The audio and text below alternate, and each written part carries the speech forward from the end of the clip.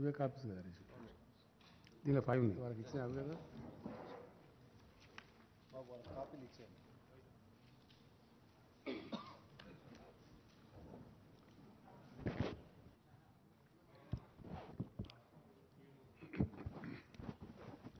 మీరు తొందరగా ఇచ్చేస్తే బెటర్ అందరికీ.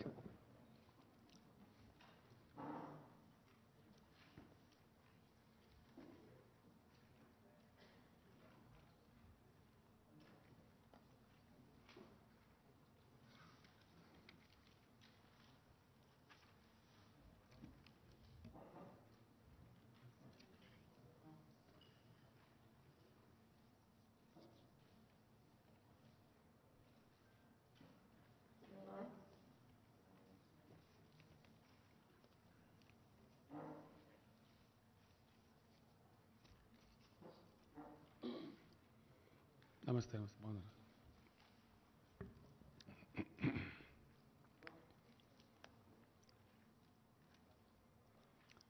చెప్పేసుకుందాం కదా.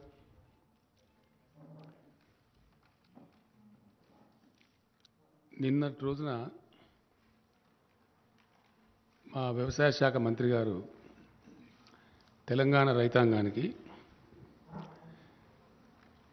ఈ యాసంగిలో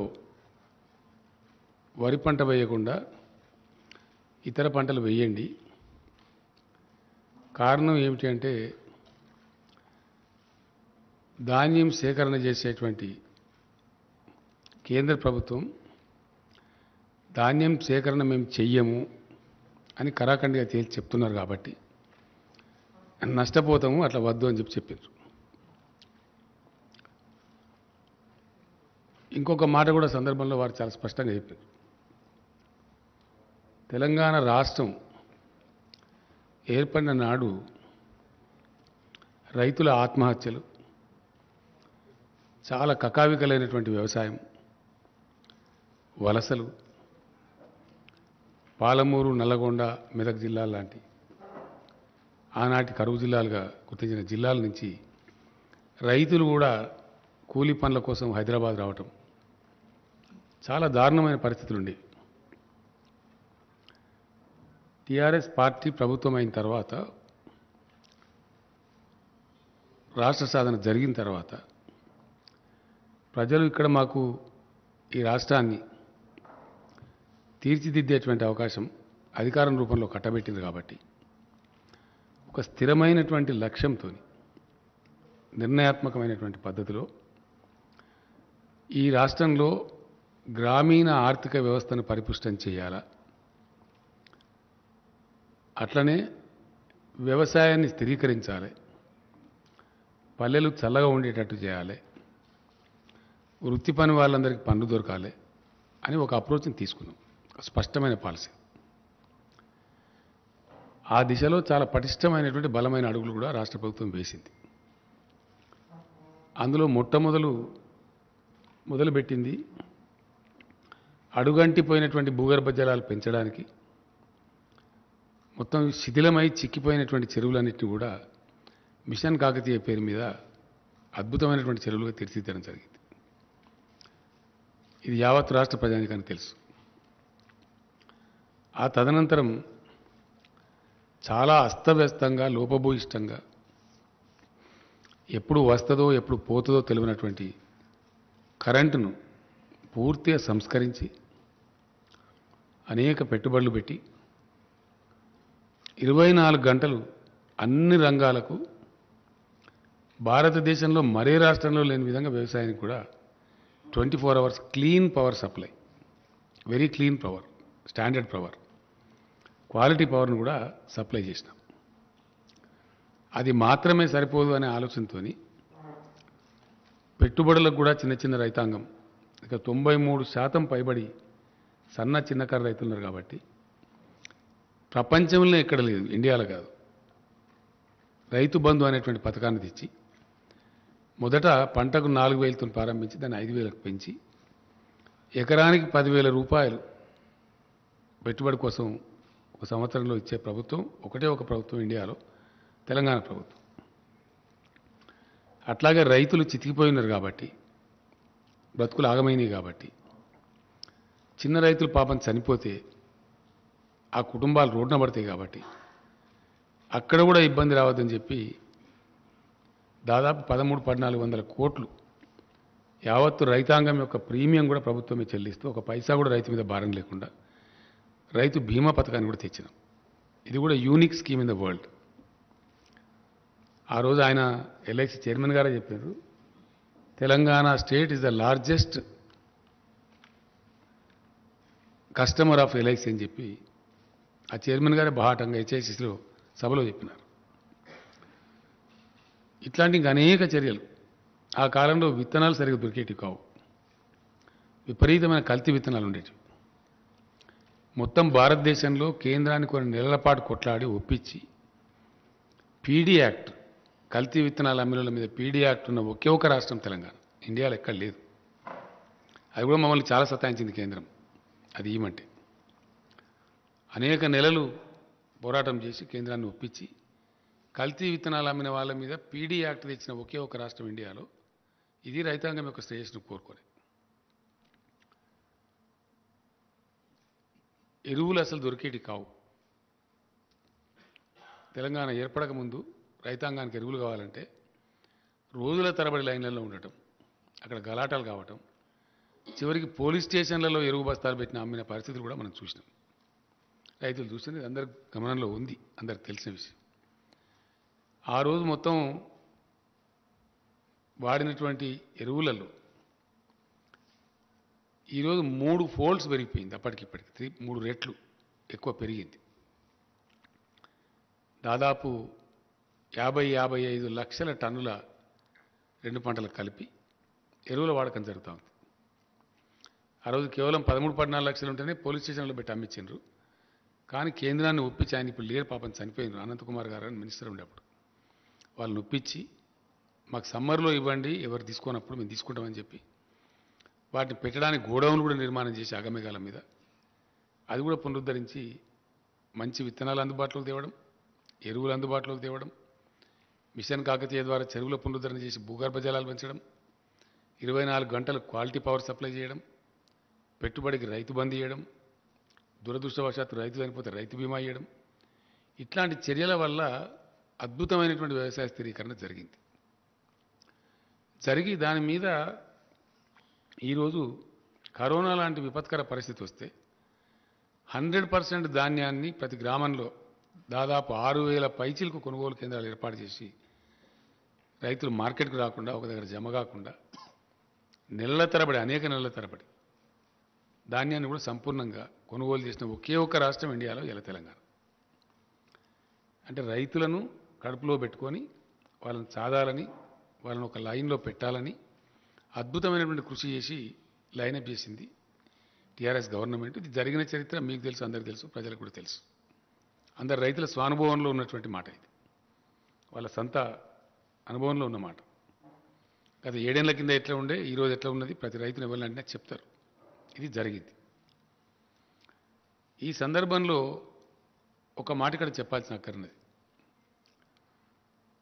భారత రాజ్యాంగ నిర్మాతలు ఆహార కొరత దేశంలో సంభవించినప్పుడు ప్రజలకు ఆహార కొరత రాకుండా చూసేటువంటి బాధ్యతను కేంద్రం మీద పెట్టారు. అందులో నుంచి పుట్టుకొచ్చిందే food corporation of India. Food corporation of ఇండియాకు దేశవ్యాప్తంగా ఆల్మోస్ట్ అన్ని, దేశంలో ఎన్ని తాలూకా సెంటర్లు ఉన్నాయో అన్ని తాలూకా సెంటర్లలో సైంటిఫిక్ గోడౌన్స్ ఉంటాయి. నెలల తరబడి, సంవత్సరాల తరబడి ధాన్యం నిల్వ చేయాల్సి వచ్చినా నిల్వ చేసేటువంటి సదుపాయం ఉండేది ఓన్లీ కేంద్ర ప్రభుత్వం దగ్గర, అది కూడా ఎఫ్సీఐ దగ్గర. తప్పిస్తే ఏ రాష్ట్రం దగ్గర కూడా ఉండదు, ఆ అవకాశమే ఉండదు. ఇండియాలో ఉండే ఏ రాష్ట్రం దగ్గర కూడా ధాన్యం నిల్వ చేసేటువంటి గోడౌన్స్ ఉండవు. ఉన్నా కొద్ది రోజుల కోసమే ఉంటాయి తప్ప సైంటిఫిక్ గోడౌన్స్ ఉండవు. సైంటిఫిక్ గోడౌన్స్ ఇంటర్నేషనల్ స్టాండర్డ్లో కలిగి ఉన్న ఒకటే ఒక సంస్థ భారత ఆహార సంస్థ, that is food corporation of India. ఎందుకంటే ఎక్స్పోర్ట్ చేయాలన్నా without seeking any permission from anybody కేంద్రం చేయగలదు. లేదు ఇథనాల్ లాంటి ప్రత్యామ్నాయ వాడకానికి పంపాలన్నా కేంద్రం డెసిషన్ తీసుకొని పంపగలదు.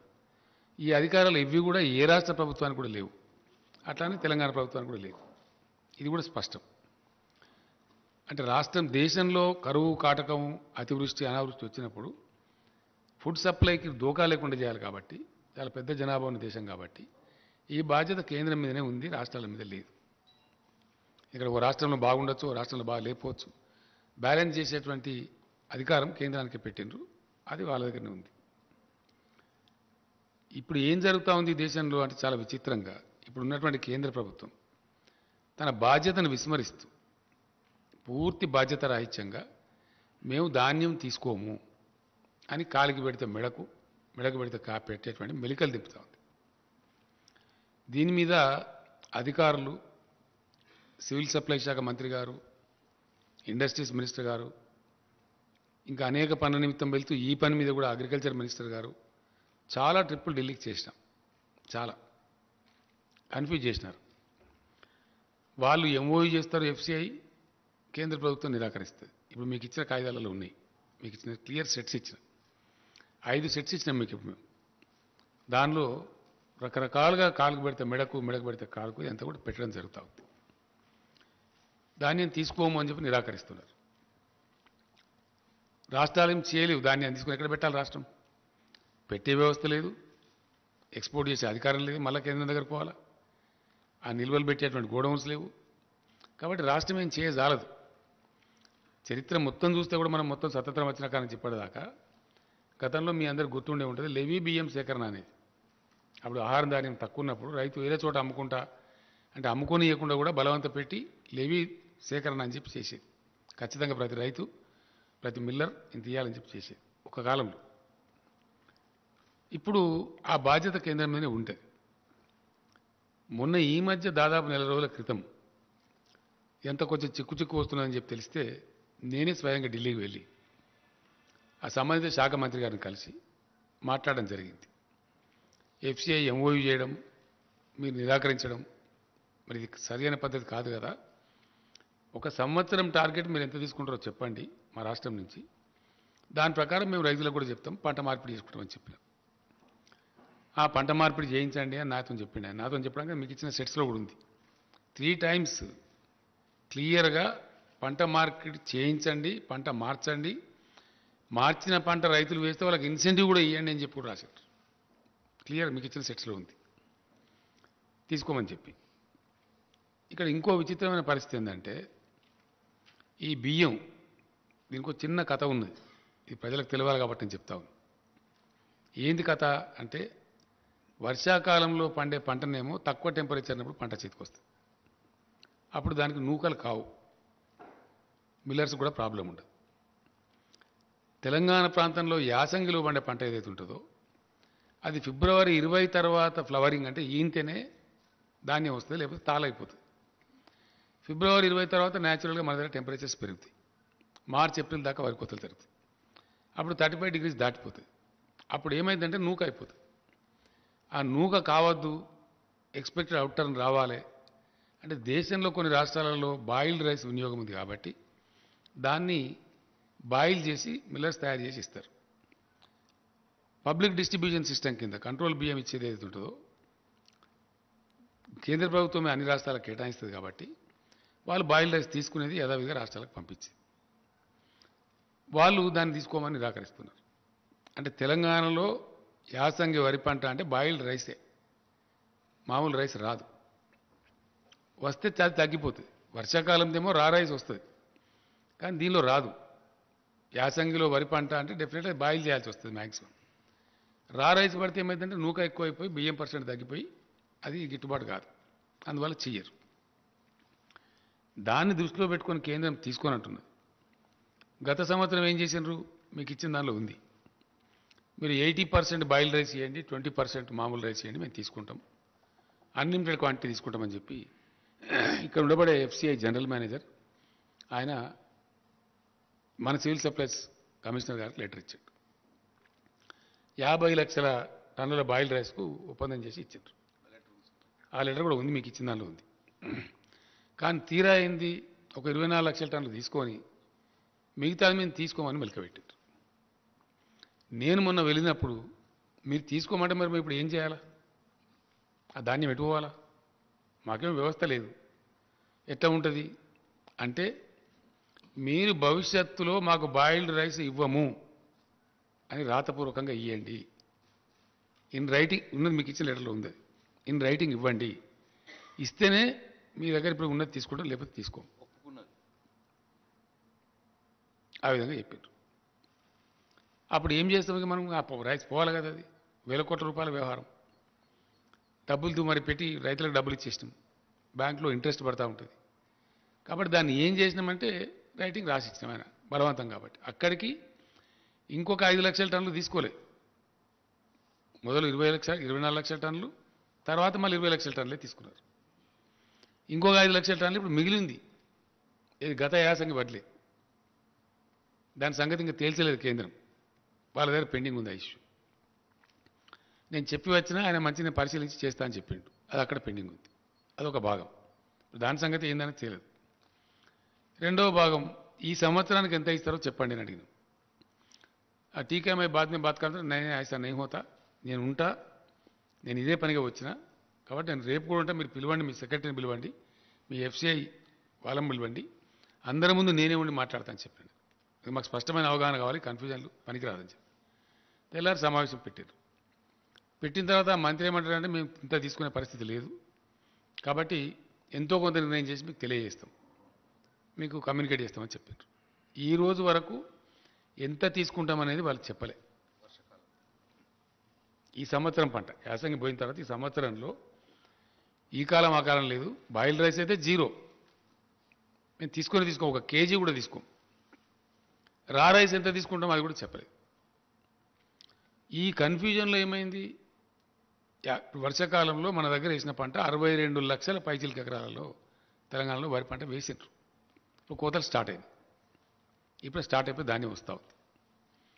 సరే, దానికి కేంద్రం తీసుకుంటామని చెప్పారు, వాళ్ళు ఎంతో కొత్త తీసుకుంటామని. ఎంత తీసుకుంటామని చెప్పలే ఇప్పటికి. ఈరోజు కమ్యూనికేషన్ లేదు, ఇదే తీసుకునే పరిస్థితి లేదు వాళ్ళు చెప్పే ప్రకారంగా.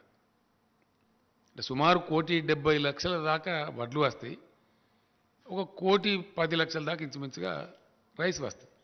1,10,00,000 రైస్ ఇప్పుడు వర్షాకాలం పంటనే రెడీగా ఉండి ఏదైతే ధాన్యం మార్కెట్లకు వస్తున్నదో, కొనుగోలు కేంద్రాలకు వస్తున్నదో, ఇప్పుడు రెడీగా ఉంది. దాన్ని తీసుకునే దిక్కే లేదు ఇప్పుడు ఇక్కడ, దానికి ఇంకా లెటర్ రాలేదు. నేను మొన్న కూడా 3 days బ్యాక్ కూడా 4 days బ్యాక్ కూడా ఆ మంత్రి గారికి ఫోన్ చేస్తే నేను విదేశాలకు పోయినా, నేను లేకుంటుంది, మీకు 1-2 daysలో చెప్పేస్తాను చెప్పలే, ఆయన సమాధానం లేదు. లేకపోగా ఏం చేసిండ్రు, మీ దగ్గర 62 లక్షల ఎకరాలలో వరి పంట లేనట్టున్నది, శాటిలైట్ పిక్చర్ చూపెడతలేదు అని మనల్ని కించపరిచే మాట మాట్లాడు. నాకు కోపం వచ్చి నేను చెప్పిన, ఇదేం పద్ధతి అండి, మీరు తీసుకోమంటే తీసుకోమని చెప్పండి, తీసుకుంటామని చెప్పండి. ఒక రాష్ట్ర ప్రభుత్వంగా మేము లేని వారిని ఉన్నట్టు చెప్తామా? అటువంటి అక్రమాకి ఏముంటుంది? అది ఓను మళ్ళీ మేము రికార్డ్స్ డిజిటలైజ్ చేసినాము, ధరణి పోర్టల్ తెచ్చినాము, ప్లస్ రైతు బంధు డబ్బులు ఇస్తాం మేము. ఏ రైతుకు డబ్బులు ఇస్తున్నాం అనేది మా ఫైనాన్స్ సెక్రటరీ గారికి ఇక్కడ హైదరాబాద్లో వేస్తే వాళ్ళ బ్యాంక్ ఖాతాలకు వెళ్ళిపోతున్నాయి. కాబట్టి ఇంత పారదర్శకంగా చేసేదాన్ని మీరు కాదని చెప్తే చాలా టూ మచ్, ఇది కరెక్ట్ కాదు అని కోపానికి వచ్చారు. సరేనండి, మంచిది, మీ వాళ్ళని పంపమంటే మన అగ్రికల్చర్ సెక్రటరీ, మన ఫైనాన్స్ సెక్రటరీ మన ఢిల్లీకి పోయి 3 రోజులు ఉండి వచ్చారు. దాని మీద ఇప్పుడు ఉలుకు లేదు, పలుకు లేదు, ఇప్పటి సమాధానం రాలే. అంటే 62 లక్షల ఎకరాల్లో వచ్చేటువంటి సుమారు 1,70,00,000 వడ్లదే అతిగతి లేదు ఇప్పుడు. ఇది రెడీగా వచ్చిన పంటది, ఇది ఉన్న యథాతథమైన పరిస్థితి. దీని మీద వాళ్ళు ఎట్లా మాటలు మార్చినరో, ఎట్లా లెటర్లు ఇచ్చినరో, ఇవన్నీ కూడా మీకు నేను 5 sets ఇచ్చిన. దానిలో హైలైట్ కూడా చేసినాం మేము. ఎస్, వస్తుంది ఇప్పుడు ఆటోమేటిక్గా, దానికే ఇప్పుడు ఏం లేదు. ఇది ఈ విధంగా ఉంది. ఈ విధంగా ఉన్నటువంటి దాన్ని, ఇదే ఒక ఇబ్బంది ఉంది, ఒక సమస్యాత్మకంగా ఉంది, ఇది ఏం తేలాలని చెప్తే మనం ఇటీవల శాసనసభ సమావేశం జరిగినప్పుడు కూడా దానిలో కూడా నేను స్పష్టంగా చెప్పిన రైతాంగానికి, ఇదంతా ఇప్పుడు మీకు చెప్పిన సబ్జెక్ట్ అంతా చెప్తూ, నవంబర్లో మొదటి వారంలో కానీ రెండో వారంలో కానీ ప్రకటిస్తారు, ప్రభుత్వం ప్రకటిస్తుంది, యాసంగిలో ఏ పంటలు వేసుకోవడం ఉత్తమం అనే మాట చెప్తామని చెప్పాను. అక్కడి నుంచి సమాధానం లేదు ఒకటి. రెండోది బాయిల్డ్ రైస్ అయితే తీసుకోమని చెప్పాను, 2 స్పష్టంగా ఉంది. కాబట్టి వరి పంట వేస్తే ఏమవుతుంది, రైతులు నష్టపోతారు, అది అమ్ముడు పోదు. రాష్ట్ర ప్రభుత్వం కొనుగోలు చేయజాలదు, బికాస్ కేంద్రం తీసుకోదు కాబట్టి రాష్ట్ర ప్రభుత్వం తీసుకొని ఏం చేయాలా, తీసుకోజాలన్నప్పుడు ఎటు పోవాలి, పోదు. దానికి బదులుగా మేము గతంలో 15-20 రోజుల నుంచి 30 రోజుల నుంచి నేను 2-3 టైమ్స్ నేను మినిస్టర్ గారు అంతా రివ్యూలు చేసి ఏ పంటలు వేయడానికి అనుకూలంగా ఉంటుంది శాస్త్రవేత్తలను పిలిపించి అగ్రికల్చర్ యూనివర్సిటీని పిలిపించి మాట్లాడి కొన్ని రకాల సీడ్స్ మన దగ్గర లేకపోతే కూడా దాన్ని తెప్పించినాం. ఏ పంటలు అయితే వేయచ్చో ఏ పంట లాభసాటి ఉంటుందో నువ్వులు కానీ ఆవాలు కానీ మన పలికాయ కానీ ఇంకా ఇతర దాదాపు 9-10 పంటలని వేయదగినటువంటి వరి కంటే మంచి లాభం వచ్చే పంటలు కూడా ఉన్నాయి. మనం ఎందుకంటే కరెంటు తెచ్చినాం, నీళ్లు తెచ్చినాం, భూగర్భ జలాలు పెంచినాం, పెట్టుబడి ఇస్తున్నాం, రైతాంగం చేయడానికి సిద్ధంగా ఉన్నారు, వ్యవసాయ స్థిరీకరణ జరిగింది రాష్ట్రంలో. కాబట్టి మన రైతాంగం నష్టపోవద్దు, రైతాంగాన్ని కాపాడుకోవాలి అని మేము ఇతర పంటలు వేయమని చెప్పాం. నిన్న వ్యవసాయ శాఖ మంత్రి గారు స్టేట్మెంట్ ఇచ్చారు. ఇది ధాన్యం పంట, దాని సేకరణ, దాని చుట్టూ ఉన్నటువంటి విషయం ఒక స్పష్టమైన అవగాహనతోని మేము చెప్పిన రైతులకు ఎందుకు చెడిపోయి ఎటుకాకుండా అయిపోయి గత్తరబిత్తరైపోయి ఆత్మహత్యలు చేసుకొని ఆగమైపోయిన తెలంగాణ రైతాంగాన్ని 7 సంవత్సరాల అవిరళ కృషి ద్వారా అనేక పటిష్టమైన చర్యల ద్వారా ఒక దరికి తెచ్చినాం. డెఫినెట్గా ఇలా గ్రామాలలో సంతోషం ఉన్నది, పంటలు పండుతున్నాయి, మంచిగా అద్భుతమైన పంటలు పండుతున్నాయి, నీళ్లు వస్తున్నాయి. కాకతీయ కెనాల్లో దాదాపు 9 నెలల పాటు నీళ్లు పారే పరిస్థితి కళ్ళారా చూస్తూ ఉన్నాం. ఇతర అనేక ప్రాజెక్టులు పారుతున్నాయి. ఇట్లా చేసి పెండింగ్ ప్రాజెక్టులు కంప్లీట్ చేసినాం, కాళేశ్వరం లాంటి పెద్ద ప్రాజెక్టులను కంప్లీట్ చేసినాం. ఇవన్నీ చేసి ఒక స్థిరీకరణ చేసి ఇప్పుడిప్పుడే స్థిరపడి నిలదొక్కుని బ్రహ్మాండంగా రైతాంగం ఒక ఆశావాద దృక్పథం అయిపోతున్నారు. బ్యాంకులలో లోన్లు తీసుకుంటలేరు, తగ్గిపోతూ ఉంది. పెట్టుబడి అందిస్తున్నాం కాబట్టి సకాలంలో టైంలు పోతుంది కాబట్టి చిన్న రైతుకైతే బ్యాంక్ పోయి లోన్ తీసుకునే అవసరమే లేకుండా పోతూ ఉంది. ఆ రకంగా జరుగుతూ ఉంది. ఈ పరిస్థితి ఈ విధంగా ఉంటే నిన్న మంత్రి గారు స్టేట్మెంట్ ఇస్తే ఈ రాష్ట్ర బీజేపీ అధ్యక్షుడు, దేశాన్ని పరిపాలించేటువంటి బీజేపీ అధ్యక్షుడు చాలా బాధ్యతారహితంగా అసత్యమైనటువంటి విషయాన్ని, పచ్చి అబద్ధాన్ని ఆయన చెప్తున్నాడు. ఏమని చెప్తున్నాడు ఆయన? మీరు రైతులు వరి పంటనే పండించాలి, పండించండి, మెడలు వంచి మేము కొనిపిస్తాం. ఎవరి మెడలు వంచుతాడు ఈయన? ఆయన మెడ వంచుకుంటాడా? కేంద్రం మెడ వంచుతాడా? ఎవరి మెడ వంచుతాడు? ఇంత దురుసుగా ఎట్లా మాట్లాడతారు నాకు అర్థం కాదు.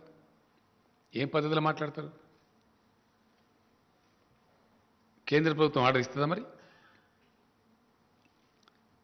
నేను కూడా ఈరోజు చెప్తున్న రైతాంగానికి ఏంటంటే, తెలంగాణలో సామెత ఉంటుందండి, మంది మాటలు పట్టుకొని మార్మానం పోతే మళ్ళొచ్చే వరకు ఇల్లు కాలిపోయింది. ఈ అడ్డదిడ్డం మాట్లాడి, బాధ్యత లేకుండా మాట్లాడి, అనధికారికంగా మాట్లాడి ఢిల్లీ బీజేపీ ఏమో ఇది చెప్తుంది, ఈ లెటర్లు ఇస్తుంది బాజాప్తా అఫీషియల్గా గవర్నమెంట్ జరిగే కరస్పాండెన్స్లో లెటర్స్ ఇచ్చి మేము కొనము, బాయిల్డ్ రైస్ అయితే 1 కిలో కూడా తీసుకోము అని వాళ్ళు కండిషన్లు పెట్టి రాసి డబ్బులు పేమెంట్ ఇవ్వకుండా రాష్ట్ర ప్రభుత్వాన్ని సతాయిస్తారు. ఈయన రాష్ట్ర అధ్యక్షుడిగా ఉండి, ఒక పార్లమెంట్ సభ్యుడిగా ఉండి పూర్తి అబద్ధాన్ని, పూర్తి పచ్చి తప్పును, పూర్తి నిర్లక్ష్య వైఖరితోని బాధ్యతారాహిత్యంగా ఏది పడితే అది మాట్లాడగలుగుతాము అనేటువంటి ఒక దీంతో ఆయన మాట్లాడాడు. అది పూర్తి తప్పు. ఆయనకు నెత్తి లేదు, నాకు కత్తి లేదు, ఆయనకేమి జిమ్మదారు లేదు, బాధ్యత లేదు. ఈ మాటలు చాలా మాట్లాడుతున్నాడు ఆయన చాలా రోజుల నుంచి. నేను కూడా క్షమిస్తూ వచ్చిన, నా స్థాయి మనిషి కాదు, చిన్నవాడు, పట్టించుకోలే. నా మీద వ్యక్తిగతంగా అడదిడంగా మాట్లాడినా పట్టించుకోలే. ఏనుగు పోతుంటే ఎన్నికలు మరుగుతాయని చెప్పి వదిలిపెట్టాం. కానీ మరీ టూ మచ్గా బాధ ఎక్కడ కలుగుతుంది? తెలంగాణ రైతులను 7 ఏళ్ల నుంచి మేము కంటికి నిద్ర లేకుండా కాపాడి ఒక స్థాయికి తెచ్చి వాళ్ళ అప్పులు కట్టిపించి వాళ్ళని గడ్డకేసి వాళ్ళు బాగుపడాలని మేము తీసుకొని పోతూ ఉంటే మొత్తం రైతాంగం యొక్క బతుకునే ఆగం చేసే విధంగా బాధ్యత లేకుండా నీకేం కావాలి? రైతులు ధాన్యం పండియాలి, నువ్వు ఢిల్లీలో తీసుకోవు, ఇక్కడ రోడ్ల మీద కూర్చొని ధర్నా చేయాలి, నీ రాజకీయ పబ్బం గడవాలి, అంతే కదా? దీని అనుకున్నది ఏంది? What is that we should understand? ఇలా నేను మాట్లాడాల్సిన అవసరం ఏమొచ్చింది ప్రత్యేకించి? నిన్న అతను స్టేట్మెంట్ ఇచ్చి ఒక కన్ఫ్యూజన్ క్రియేట్ చేసింది కాబట్టి డెఫినెట్లీ నేను రైతాంగానికి చెప్తా ఉన్నా, ఈ సొల్లు కబుర్లు నమ్మి, ఈ పనికి మాలిన మాటలు నమ్మి వరి పంట కనుక వేస్తే దెబ్బ తింటాము. ఇంకా తెలంగాణలో ఉండేటువంటి వాతావరణ పరిస్థితుల వల్ల యాసంగిలో వరి పంట మనకు క్షేమదాయకం కాదు. తీసుకునేటువంటి కేంద్రం చేతులు ఎత్తేస్తూ ఉంది. మేము తీసుకోమని నిరాకరిస్తూ ఉంది. కేంద్రం మొదటి నుంచి కూడా ఆనాటి నుంచి ఈనాటిదాకా రైతు వ్యతిరేకంగా పోతూ ఉంది. రైతు ప్రయోజనాలను కార్పొరేట్లకు అప్పచెప్తా ఉంది. సంవత్సర కాలం నుంచి ఢిల్లీలో రైతులు ధర్నాలు చేస్తూ ఉన్నారు, ఉద్యమాలు చేస్తూ ఉన్నారు. రైతుల మీద కార్లెక్కించి చంపుతా ఉన్నారు. రైతులను కొట్టుమని ప్రోవోక్ చేసి చెప్తా ఉన్నారు ముఖ్యమంత్రి స్థాయిలో ఉండే వ్యక్తులు. కేంద్ర మంత్రులు కార్లెక్కించి చంపుతారు, ముఖ్యమంత్రులేమో దాడి చేయమని చెప్తారు.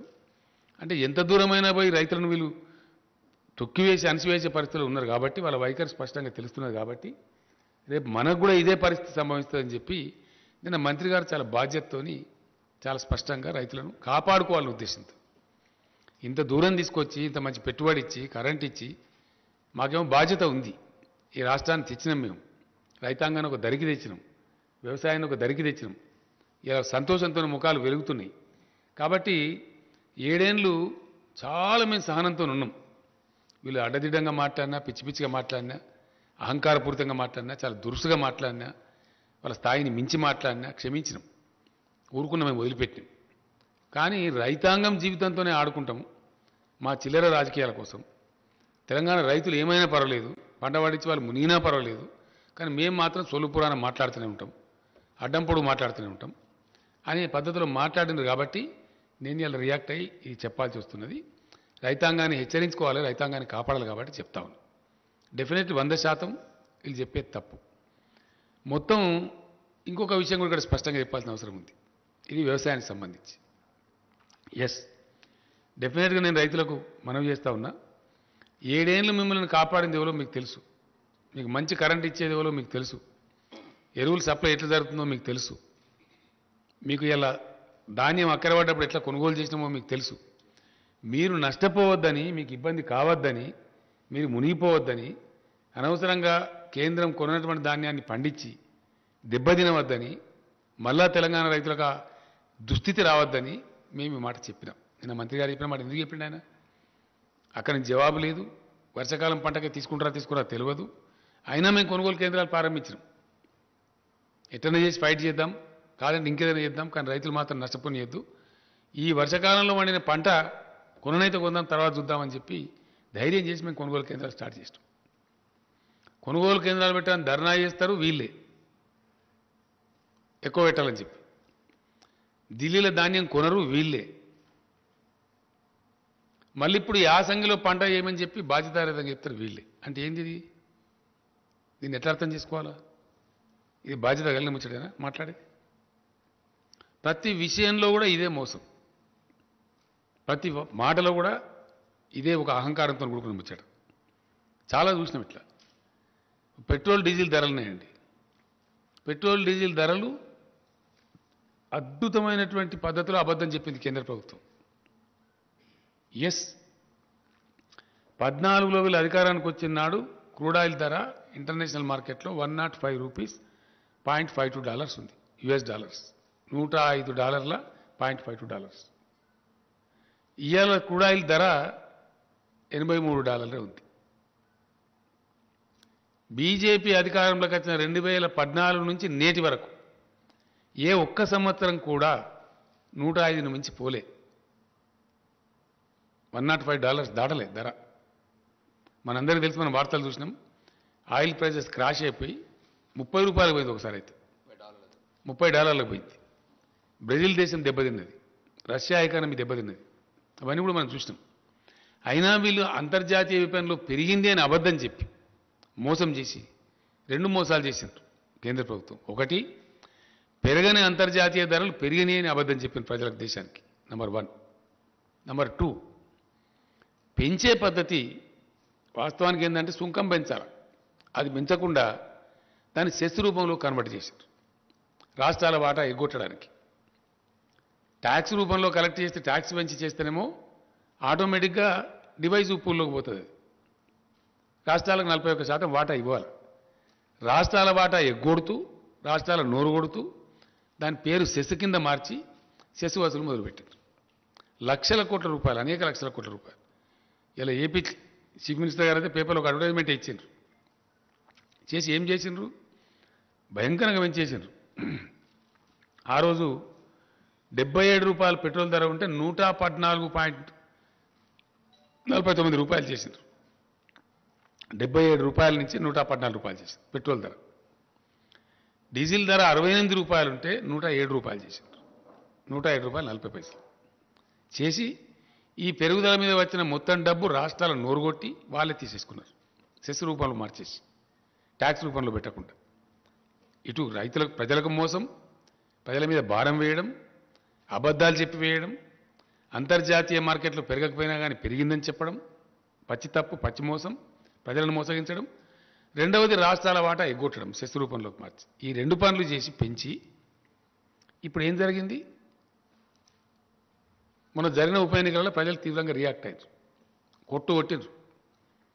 ఇప్పుడు 4 రాష్ట్రాల ఎన్నికల్ని అక్కడి కోసం కంటి తుడుపు చర్య కింద ఐవాష్ కింద ఒక 5 రూపాయలు పెట్రోల్ మీద, డీజిల్ మీద ఎంత 10 రూపాయలు తగ్గించి ఇదేదో మేము ఘనకార్యం చేసినాం. పెంచింది కొండంతా, తగ్గించింది పిసరంత.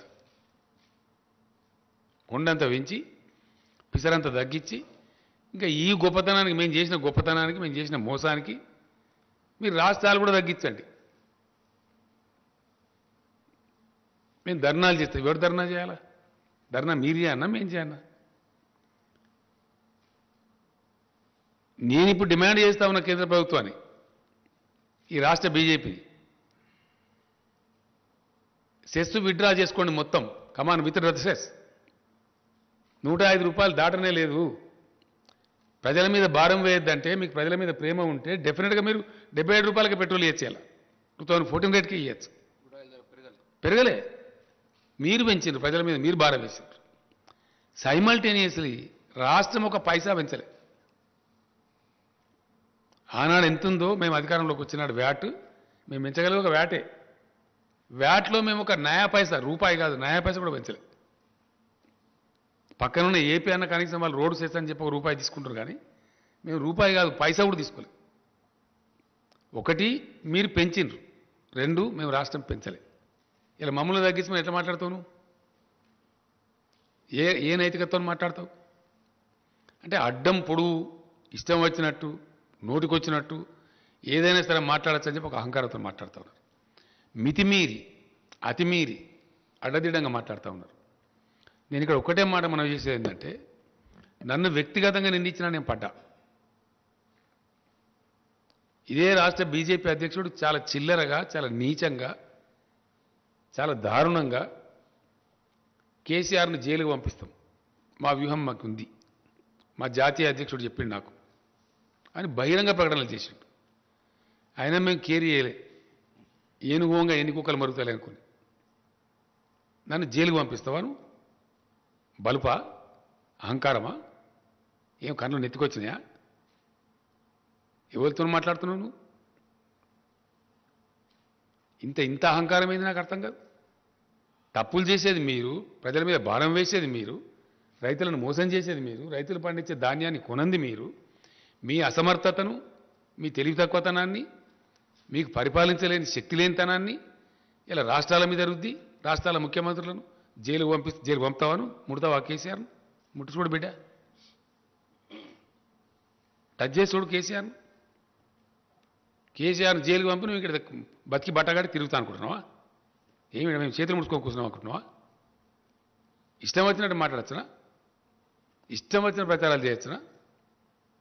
సోషల్ మీడియాలో ప్రచారం, బయట ప్రచారం, అన్ని అబద్ధాలు. అన్నిటికన్నీ మేమేదో డబ్బులు ఇస్తే మేము డైవర్ట్ చేసినట్టు మాట్లాడడం. ఇచ్చిన డబ్బులు మిమ్మల్ని జాదే తెలంగాణ అయ్యాల. అది నేను చెప్తలేను, రిజర్వ్ బ్యాంక్ ఆఫ్ ఇండియా చెప్పింది. It's not my statement. Reserve Bank of India best contributing స్టేట్స్లో the best contributing state is Telangana అని చెప్పింది. మేమిచ్చే డబ్బుల మీద మీరు నడుపుతారు ఢిల్లీ, మీరు ఇచ్చే డబ్బుల మీద మేము నడపలేము. మొత్తం మీద ఈ 7 ఏళ్లలో, గతించిన 7 ఏళ్ల కాలంలో రాష్ట్రానికి కేంద్రం నుంచి వచ్చిన సొమ్ము కేవలం 42,000 కోట్ల రూపాయలు. Only 42,000 crores.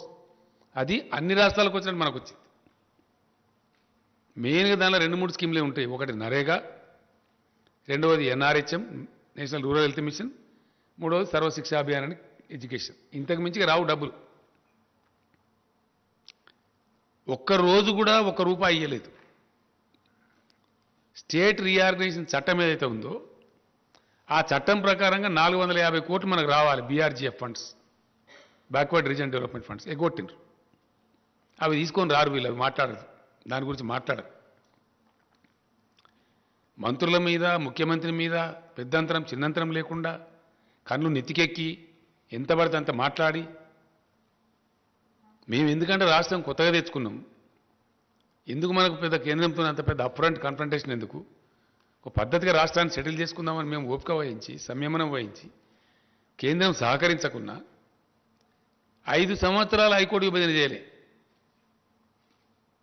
ఎందుకు చేయలేదు నేను అడుగుతా ఉన్నా. ఏం కారణం చేసి చేయలేదు? మీది అసమర్థ ప్రభుత్వం కాదా? Why did not you separate the high court for 5 long years? What was the intention behind it? రాష్ట్రం వస్తుంది, రాష్ట్రానికి నీళ్ళ వాటర్ రావాలి. మేము అడిగినాం, కేంద్ర ప్రభుత్వాన్ని అడిగే అధికారం మాకు ఉంది కాబట్టి అడిగినాం. సెక్షన్ 3 కింద ట్రిబ్యునల్కి రిఫర్ చేయండి, మాకు వాటర్ తేల్చాలని చెప్తే ఈరోజు తెలుసారు. ఏం కారణం?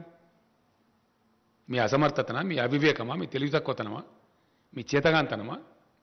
అది చేత కాదు మీకు, అది మాట్లాడేది లేదు. బీఆర్జీఎఫ్ ఫండ్స్ 450 కోట్లు రావాలి, దాని గురించి మాట్లాడేది లేదు. చట్టం ఉంది, నవోదయ పాఠశాలల చట్టం ఉంది. ఇప్పటికీ 50 దరఖాస్తులు ఇచ్చిన ప్రధానమంత్రికి. నేను 50 కొత్త జిల్లాకు ఒక నవోదయ పాఠశాల పెట్టి తీరవాలే కేంద్ర ప్రభుత్వం అని చట్టం ఉంది. ఇది యాక్ట్ ఉందండి, మీరు యాక్ట్ కింద మాకు ఇవ్వాలి ధర్మం అని చెప్పి కొత్త జిల్లాలకు నవోదయ పాఠశాల ఇవ్వమంటే ఒక్కటి కూడా ఇయ్యలే. నో. 157 కళాశాలలు, మెడికల్ కళాశాలలు మంజూరు చేస్తే తెలంగాణకు ఒకటి ఇయ్యలే. Not even 1. ఏడవన్నారు ఈ బీజేపీ నాయకులు? ఇక్కడ నుంచి ఉన్న కేంద్ర మంత్రి ఎక్కడ వండుకున్నాడు? ఇక్కడ నుంచి ఉన్న ఎంపీలు ఎక్కడ వండుకున్నారు? What is your answer? First దీనికి సమాధానం చెప్పు. ఇప్పుడు మేం పెడతాం ధర్నాలుగా. ఎస్, ఉత్తర భారతంలో రైతులు ఎవరైతే కొట్లాడుతున్నారో వాళ్ళకి అండగా నిలుస్తాం. రైతు వ్యతిరేక చట్టాలు మొత్తం విత్డ్రా చేసుకోవాలి, ధర్నా చేస్తాం. డెఫినెట్గా సీరియస్గా కొట్లాడతాం. పెట్రోల్ మీద పెంచినటువంటి సెస్సులు, పెట్రోల్ డీజిల్ మీద వెంటనే విరమించుకోవాలి. మిమ్మల్ని పండనీయం, నిల్వనీయం. తెలంగాణలో పండించే వరి ధాన్యాన్ని పూర్తిగా కొనుగోలు చేయాలి. దమ్ముంటే ఈ రాష్ట్ర అధ్యక్షుడు నోటి మాటలు, సొల్లు పురాణాలు మాట్లాడడం కాదు, పోయి తీసుకొని రా ఆర్డర్ను, నేను నిలబడేపిస్తా వరిధాన్యం. 70-80 లక్షలలో ఇప్పుడు వరిధాన్యం వేసే అవకాశం ఉంది తెలంగాణకు. అద్భుతమైన ఉత్పత్తి వస్తూ ఉంది. రైస్ మిల్లర్లు కూడా వాళ్ళ కెపాసిటీ పెంచుకున్నారు. తీసుకురా నువ్వు ఆర్డర్. నువ్వు కేంద్రం వడ్లు తీసుకుంటా అంటే కేసీఆర్ వద్దంటుండా? ఏం చెప్తున్నావు నువ్వు? ఎంత బాధ్యత రహితంగా మాట్లాడుతున్నావు? నువ్వు మాట్లాడవచ్చునా? అట్లా మాట్లాడి తిరుగుతా అనుకుంటున్నావు తెలంగాణలో? కేసీఆర్ బతికుండగానే తెలంగాణ రైతులు నాగం చేస్తావా నీ సొల్లు పురాణంతో? చేయగలుగుతావా? దా, నువ్వు కొంటాను నిన్న మాట్లాడినావు కదా, మెడలు వంచుతాను. నీ మెడలు నేను వంచానా? మరి నీ మెడలు వంచులుగా ఇరుస్తాం డబ్బున ఒక రైతుల ధాన్యం తీసుకోకపోతే. తెస్తావా ఆర్డర్? నీ పార్టీ అధికారం ఉంది కదా ఢిల్లీలో, తీసుకొని రా, వారం లోపల తీసుకురా. అడ్డం పొడుగు మాట్లాడడం కాదు కదా. నీకు దమ్ముంటే నిన్న రాత్రి కూడా మాట్లాడాను నేను. ఒకవైపునేమో పంటల మార్పిడి చేయించండి, వరిధాన్యం వేయించకండి అని రాతపూర్వకం ఇస్తారు, మీకు ఇచ్చిన సెట్లలో ఉంది, దయచేసి మీరు చూడండి అది. ఆన్ ద అదర్ హ్యాండ్ వరిధాన్యం వేయమంటావు నువ్వు అంటావు. ఢిల్లీ బీజేపీ వరిధాన్యం వేయొద్దంటది, ఇక్కడ సిల్లీ బీజేపీ వరిధాన్యం వేయాలట. ఏది కరెక్టు? ఢిల్లీ బీజేపీ కరెక్టా, ఇక్కడ సిల్లీ బీజేపీ కరెక్టా? What is right? నేను మాట్లాడినా వ్యవసాయ శాఖ మంత్రి గారు, నేను కూర్చొని ఇది ఏం స్టేట్మెంట్ అని నాకు అర్థం కాదు, ఈ దరిద్రుడు ఇట్లా ఇచ్చిండు, ఇంకైనా బాధ్యత ఉందా, బరువు ఉందా, అసలు ఏం నాకు అర్థం కాదు, తమాషా అని చెప్పి అడిగితే మాట్లాడితే నేను కేంద్ర మంత్రిని అడిగినాను నిన్న, ఏమండి మరి నువ్వు నాకు స్వయంగా ఇట్లా చెప్పినావు, మార్చమని చెప్పినావు, నాతో రాయించుకున్నావు, బాయిల్డ్ రైస్ 1 కిలో కూడా ఇయ్యమని చెప్పి ఇంకో 5 లక్షలు నిధులను పెండింగ్ పెట్టుకున్నావు, ఈ సంవత్సరం టార్గెట్ ఏమంటే ఇస్తలేవు, ఇంకా తెలుస్తలేదు. మరి మీ అధ్యక్షుడు వరి మాత్రమే పండించండి, ఎట్లా కొనరో చూస్తాం. ఎవరు కొంటారు? నువ్వా నేనా కొనేదని అడిగిన నేను ఐసా కైసా బోల్తే బోలే. ఇలా పేపర్లలో వస్తే తెప్పించుకొని చూడమని చెప్పింది. ఎలక్ట్రానిక్ మీడియాలో ఆల్రెడీ వచ్చింది, నువ్వు తెప్పించుకొని చూడు, పేపర్లు తెప్పించుకొని ఇలా మీ ఇంటెలిజెన్స్ ద్వారా తెప్పించుకోండి ఏం మాట్లాడిండో అని అడిగినాం. నేనేమంటున్నా అంటే నువ్వు తీసుకురా, ఆర్డర్ తీసుకురా, కేంద్రం కొంటాను నేను వద్దంటున్నా. యాసంగిలో వరి పెట్టుకునే అవకాశం డిసెంబర్ ఎండింగ్ దాకా ఉంటుంది. నేను తెలంగాణ రైతాంగానికి ఒకటే మనవి చేస్తా ఉన్నా, డిసెంబర్ చివరి దాకా కూడా మనం వరి ధాన్యం పెట్టుకోవచ్చు. ఈ సిల్లీ బీజేపీ, దొంగ బీజేపీ ఆర్డర్ ఇస్తుందా? ఈ ఆర్డర్ తీసుకురా. 1.5 కోటి టన్నులు తీసుకుంటాం బాయిల్ రైస్ అని చెప్పి తీసుకురా. మొత్తం నేనే సీడ్ సప్లై చేయించి బ్రహ్మాండంగా నేనే పంట వేపిస్తాను నిలబడి. అన్ని జిల్లాల మంత్రులు ఎమ్మెల్యేలు నిలబడి బ్రహ్మాండంగా పొలాలు చేపిస్తాం. కావాల్సినంత పట్టేంత వాటర్ అనేది ఫుల్ పవర్ సప్లై చేస్తున్నాం, పెట్టుబడి ఇస్తున్నాం రైతాంగానికి. మేమే వేయిస్తాం మరి పంట, తీసుకురాను అంటే ఏమన్నట్టు ఇది? బాధ్యతారహితంగా ఇష్టం వచ్చినట్టు సొల్లు పురాణం మాట్లాడుకుంటా, అబద్ధాలు ప్రచారం చేసుకుంటా మేము ఇట్లే తిరుగుతామంటే ఇప్పటిదాకా చెల్లింది. But now you will face. వర్షాకాలం ధాన్యం తీసుకునేదాకా నిద్ర పోనీయం, యాసంగి పక్కకు పెట్టు. కేంద్ర ప్రభుత్వాన్ని నిద్ర పోనీయం, ఇక్కడ వీళ్ళని కూడా తిరగనీయం బజార్ మీద. మేం చేస్తాం ధర్నా. మీ ధర్నా సంగతి ఏందో మెడలు ఎవరి వంచాను, నీ వంచాను, నా వంచాను, ఎవరి వంచాను, ఏ ప్రభుత్వాన్ని వంచాను ప్రజల ముందు పెడతాం బజార్లు. చాలా ఇష్యూల్ని, ఇంకా చాలా అనేకమైన ఇష్యూల్ని. ఇన్ని రోజులు ఎందుకన్నా మేము ఒక మర్యాదగా పద్ధతిగా కొత్త రాష్ట్రం కాబట్టి దీన్ని సెటిల్ చేసుకుందాం అని చెప్పినాం. అన్ని ఉల్టాపల్టా మాట్లాడతారు, ప్రతి విషయానికి ఉల్టాపల్టా మాట్లాడతారు, ప్రతి విషయానికి అబద్ధాలు చెప్పడం. మీకు చేత కాదు, మీరేం చేయలే. మేము కమిట్మెంట్ ఉన్నోళ్ళు, మీ రాష్ట్రం తెచ్చిన వాళ్ళు. ఎస్, మేము దళిత బంధు పథకం తెచ్చినాం. 100కు 100% దాన్ని అమలు చేస్తాం. మాకు చిత్తశుద్ధి ఉంది. It's our agenda. స్పష్టంగా చెప్పిన ఉప ఎన్నిక రాగానే దొంగ మాటలు మాట్లాడడం, అబద్ధాలు చెప్పడం, సోషల్ మీడియాలో ఇష్టం వచ్చినట్టు అవాకులు చెవాకులు పెరగడం, ఇష్టం వచ్చిన పద్ధతులు ఎవరం పడితే వాళ్ళను ఏది పడితే అది మాట్లాడడం, ప్రజలను తప్పుదారి పట్టేయడం. ఇన్ని రోజులు మీ ఆటలు చెల్లినాయి బిడ్డ. మీ నోటికొచ్చినట్టు కూస్తున్నారు కారుకూతలు. దళితుల కోసం, గిరిజనుల కోసం పెట్టినటువంటి ఆట్రాసిటీ చట్టాన్ని పట్టుకొని ఒక విధవ లొటపీస్ చట్టం ఉంటాడు. ఎవరు లొటపీస్? చట్టాలు గౌరవం లేదు, కోర్టు గౌరవం లేదు, దళిత గిరిజన ప్రజలంటే భయం లేదు మీకు. ఏం తమాషా చేస్తున్నారా ఈ రాష్ట్రంలో? ఏమో మీ అరాచకమా? ఏం చేసింది మీరు? ఏ వర్గం ప్రజలకు చేసినారు? మీ 7 ఏళ్ల పరిపాలన ఈ దేశానికి ఉరగబెట్టింది ఏంటి? ఒక్క మంచి పని ఉందా మీ కేంద్రం చేసిన, ప్రభుత్వం చేసిన మంచి పని? ఒక్కటి మీరు దళితులకు చేసిండ్రా, గిరిజనులకు చేసిండ్రా, బీసీలకు చేసిండ్రా, రైతులకు చేసిండ్రా, నిరుద్యోగ యువకులకు చేసిండ్రా? ఒక్క మాట మీద నిలబడ్డరా? 15 లక్షలు ఇస్తామని ఇచ్చిండ్రా? 2 కోట్ల ఉద్యోగాలు ఇస్తామని ఇచ్చిండ్రా? Yes, I'm questioning. As a party president, as a chief minister I'm questioning. ఏ మాట మీద నిలబడ్డారు మీరు? సందర్భం వచ్చినప్పుడల్లా భావోద్వేగాలు రెచ్చగొట్టడం. అయితే అంతర్జాతీయ సరిహద్దు భావోద్వేగాలు రెచ్చగొట్టాలి, లేకపోతే మతపరమైన భావోద్వేగాలు రెచ్చగొట్టాలి, ఓట్లు దండుకోవాలి. ఇదా రాజకీయం? ప్రజలతో తిలగాటమాడే పద్ధతి ఇదా?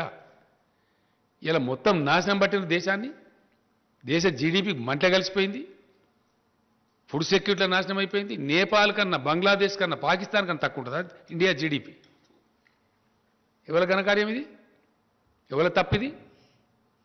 మీకు చేతగాక, వ్యవహారం చేయరాక, అడ్డగోలు ట్యాక్సులు పెంచి ప్రజల మీద భారం పెంచుకుంటా, మొత్తం ప్రభుత్వ రంగ సంస్థలను ఊడబీకి ప్రైవేటైజ్ చేసి, ఎంత అద్భుతమైన సంస్థనండి ఎల్ఐసి. ఎల్ఐసి లాంటి సంస్థను ఎందుకు ప్రైవేటీకరించాలా? కేంద్ర ప్రభుత్వానికి 30-40 లక్షల కోట్లు ఇస్తారు వాళ్ళు డబ్బులు, మీ బడ్జెట్లో బాగా ఉంటుంది అది. అటువంటి బ్రహ్మాండమైన సంస్థలను నిర్వీర్యం చేసుకుంటూ మీరా మాట్లాడే? ఎన్ని రకాల ఒత్తిడి పెడుతున్నారు రాష్ట్ర ప్రభుత్వాలను మీరు? ప్రతి బాయి కాడ, రైతు కాడ మీటర్ పెట్టమని చెప్తున్నారు. నేను రెసిస్ట్ చేస్తా ఉన్నా, నేను పోరాటం చేస్తా ఉన్నా 2 సంవత్సరాల నుంచి. ఎందుకు పెట్టాలి? మా రైతాంగాన్ని మేము ఫ్రీగా ఇచ్చుకుంటాం, డబ్బులు మేము కట్టుకుంటాం, బిల్స్ మేము పే చేస్తామంటే కూడా నో పెట్టాలి. లేకపోతే ఆర్ఈసీ ద్వారా, పిఎఫ్సి ద్వారా మీకు వచ్చే రుణాలు బంద్ చేయిస్తాం అని బ్లాక్ మెయిల్ చేస్తారు. ఇవన్నీ వాస్తవాలు. ఇప్పుడు తగులుకుంటాం ఇక. మాట్లాడతాం. మీ చరిత్ర ఏందో మా చరిత్ర ఏందో, ప్రజలకు మీరేం చేసినారో మేమేం చేసినామో ఇప్పటిదాకా అలో చేసినాం మేము.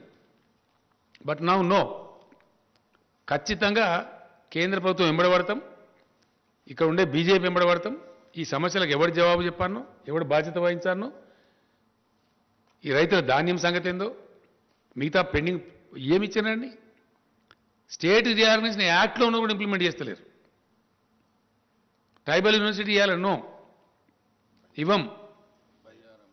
బయ్యారం ఉక్కు ఫ్యాక్టరీ పెట్టాలన్నో ఇవ్వం. కోచ్ ఫ్యాక్టరీ పెట్టాలా ఇవ్వం. ఒక్క పని ఒక్కడన్నుందా పని? ఈ సోకాల్డ్ బీజేపీ అధ్యక్షుడు కానీ ఇంకోటి కానీ ఇప్పుడున్న కేంద్ర మంత్రి కానీ 10 రూపాయలు పనిచేసినరా తెలంగాణకు? 10 రూపాయలు ఏ పని చేసిండ్రు మీరు? ఒక ఇరిగేషన్ ప్రాజెక్టుకి ఇచ్చిండ్రా? నీతి ఆయోగ్ చెప్పింది మిషన్ కాకతీయ మంచి ప్రోగ్రాం 24,000 కోట్లు ఇవ్వని, మిషన్ భగీరథ మంచి ప్రోగ్రాం ఇవ్వని నీతి ఆయోగ్ రికమెండ్ చేసింది. సింగిల్ నా యాప్ అయితే 24,000 కోట్లు కాదు, 24 రూపాయలు కూడా ఇవ్వాలి. మా నీటి వాడ వెళ్తారు, హైకోర్టు పెండింగ్లో పెడతారు, 5 ఏళ్ళు కొట్లాట తర్వాత ఇస్తారు, ఎస్ఆర్సీ యాక్ట్లో ఉన్నాయి తేల్చారు. ఉల్టా మళ్ళీ మీరే మాట్లాడతారా? ఇక్కడ మెడల్ వంచుతారా? మీరు ఎవరు మాట్లాడతారు? మీ మెడల్ మీ మెడల్ ఇరుస్తాం బిడ్డ, జాగ్రత్త. ఒళ్ళు దగ్గర పెట్టుకొని మాట్లాడాలా? పిచ్చి కూతలు కూస్తే ఇన్ని రోజులు ఏదో క్షమించిన మిమ్మల్ని మేము వదిలిపెట్టినాం. మాకు చేతగాక కాదు, అడుగున మిమ్మల్ని తరిమి కొట్టగలుగుతాం. మాకున్న క్యాడర్కు, మాకున్న లెక్కకు, మాకున్న శక్తికి. Yes, we are very powerful party here డెఫినెట్గా. టుడే వీఆర్ 103 ఎమ్మెల్యేస్ ఉన్నాం. మా మిత్రపక్షం ఒక మజ్లిస్ పార్టీ ఉంది. 110 ఎమ్మెల్యేలు ఉన్నాం మేము 119లో. మమ్మల్ని ప్రజలు నామినేట్ చేసి వచ్చినాం మేము. మాకు ఎవడో ఢిల్లీకి వెళ్ళి నామినేట్ చేస్తే రాలే. We are nominated by the people of Telangana, by the farmers of Telangana. Now today, for the convenience of union government, I am demanding the Union Food Minister to declare the Government of India policy. Please say what is that you are going to take, what is that you are not going to take. Telangana రైతాంగాన్ని మీరు మోసం చేయవద్దు. మేము రైతులను కడుపులో పెట్టి కాపాడుకుంటున్నాము. మీ చిల్లర రాజకీయాల కోసం వాళ్ళ బతుకులు నాశనం చేస్తామంటే చూస్తూ ఊరుకోడు కేసీఆర్. మా ఇష్టం వచ్చినట్టు మాట్లాడి బాధ్యతారహితంగా మాట్లాడతామంటే మీ మెడలు ఇస్తాం, జాగ్రత్త. ఎస్, డెఫినెట్గా నాలుగే ఉంది కదా, ఇష్టం వచ్చినట్టు మాట్లాడడం, అడ్డగోలుగా మాట్లాడడం, వట్టిగానే ప్రాజెక్టులలో అవినీతి జరిగింది. ఎక్కడ జరిగిందా? పెట్టు కేసు, నీ దమ్ముంటే. Yes, conduct enquiry, we are ready. What rubbish you are talking on the streets? ఇష్టం వచ్చినట్టు మాట్లాడుకుంటా, కుక్కలు మురిగినట్టు మురుక్కుంటా, చట్టాలను మాట్లాడుకుంటా, మనుషులను మాట్లాడుకుంటా, అడ్డగోలు ప్రచారాలు చేసుకుంటా ఇంకా సహించాం, జాగ్రత్త. Be careful. మేము ఉద్యమాలు చేసిన వాళ్ళం, మహామహా రాకాసులతో కొట్లాడిన వాళ్ళం. ఈ గోకాసులు ఏం లేక నలిసి పారేస్తాం. తమాషా చేస్తున్నారా ఈ రాష్ట్రంలో?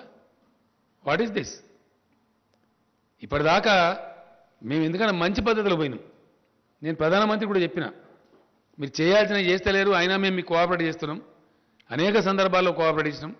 President of India election cooperate చేసినాం, Vice President of India election cooperate చేసినాం, అనేక బిల్స్ పాస్ చేసేటప్పుడు కోఆపరేట్ చేసినాం. మా మీద ఎందుకంటే మీరు అనవసరంగా ఇట్లా చేస్తారని చెప్పి నేను చెప్పిన, మర్యాదతో చెప్పిన. మేము సంస్కారవంతంగా ఉన్నామని చెప్పిన. ఇంత కుసంస్కారుల్లాగా, హీనుల్లాగా దిగజారిపోయి, రాజకీయాలను దిగజార్చుకుంటూ, రాజకీయ విలువలు దిగజార్చుకుంటూ, ఇష్టం వచ్చిన పద్ధతిలో మాట్లాడుకుంటూ ఎవరిని మోసం చేస్తారండి? ఎన్ని రోజులు చేస్తారు? ఎంతకాలం చేస్తారు? నువ్వు ఇప్పటిదాకా క్షమించడం కానీ బీ కేర్ఫుల్, జాగ్రత్త. నేను రాష్ట్ర బీజేపీ అధ్యక్షునికి వార్నింగ్ ఇస్తా ఉన్నా. నువ్వు మనిషివే అయితే, నీకు నిజాయితీ ఉంటే ఢిల్లీకి పోయి ఆర్డర్ తీసుకురా.